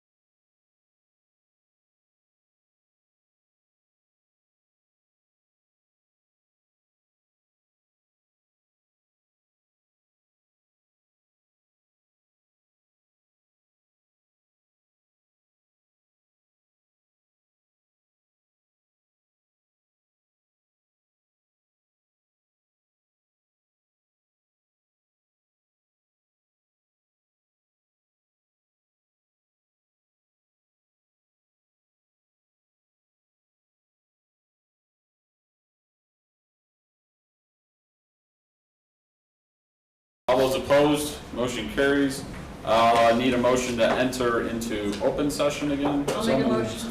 Larry, Second, whatever. Teresa, you want to be on? Sure, I'll second. Okay, second. All those in favor say aye. Aye. Opposed, motion carries. I need a motion to send our executive session minutes over to the State Attorney's Office for review. So moved. Teresa moves, Terry seconds. All those in favor say aye. Aye. Opposed, motion carries. And then we can adjourn. Someone want to make that motion? I do. Motion. Carol and Terry. At whatever time we got, 12:58. All those in favor say aye. Aye.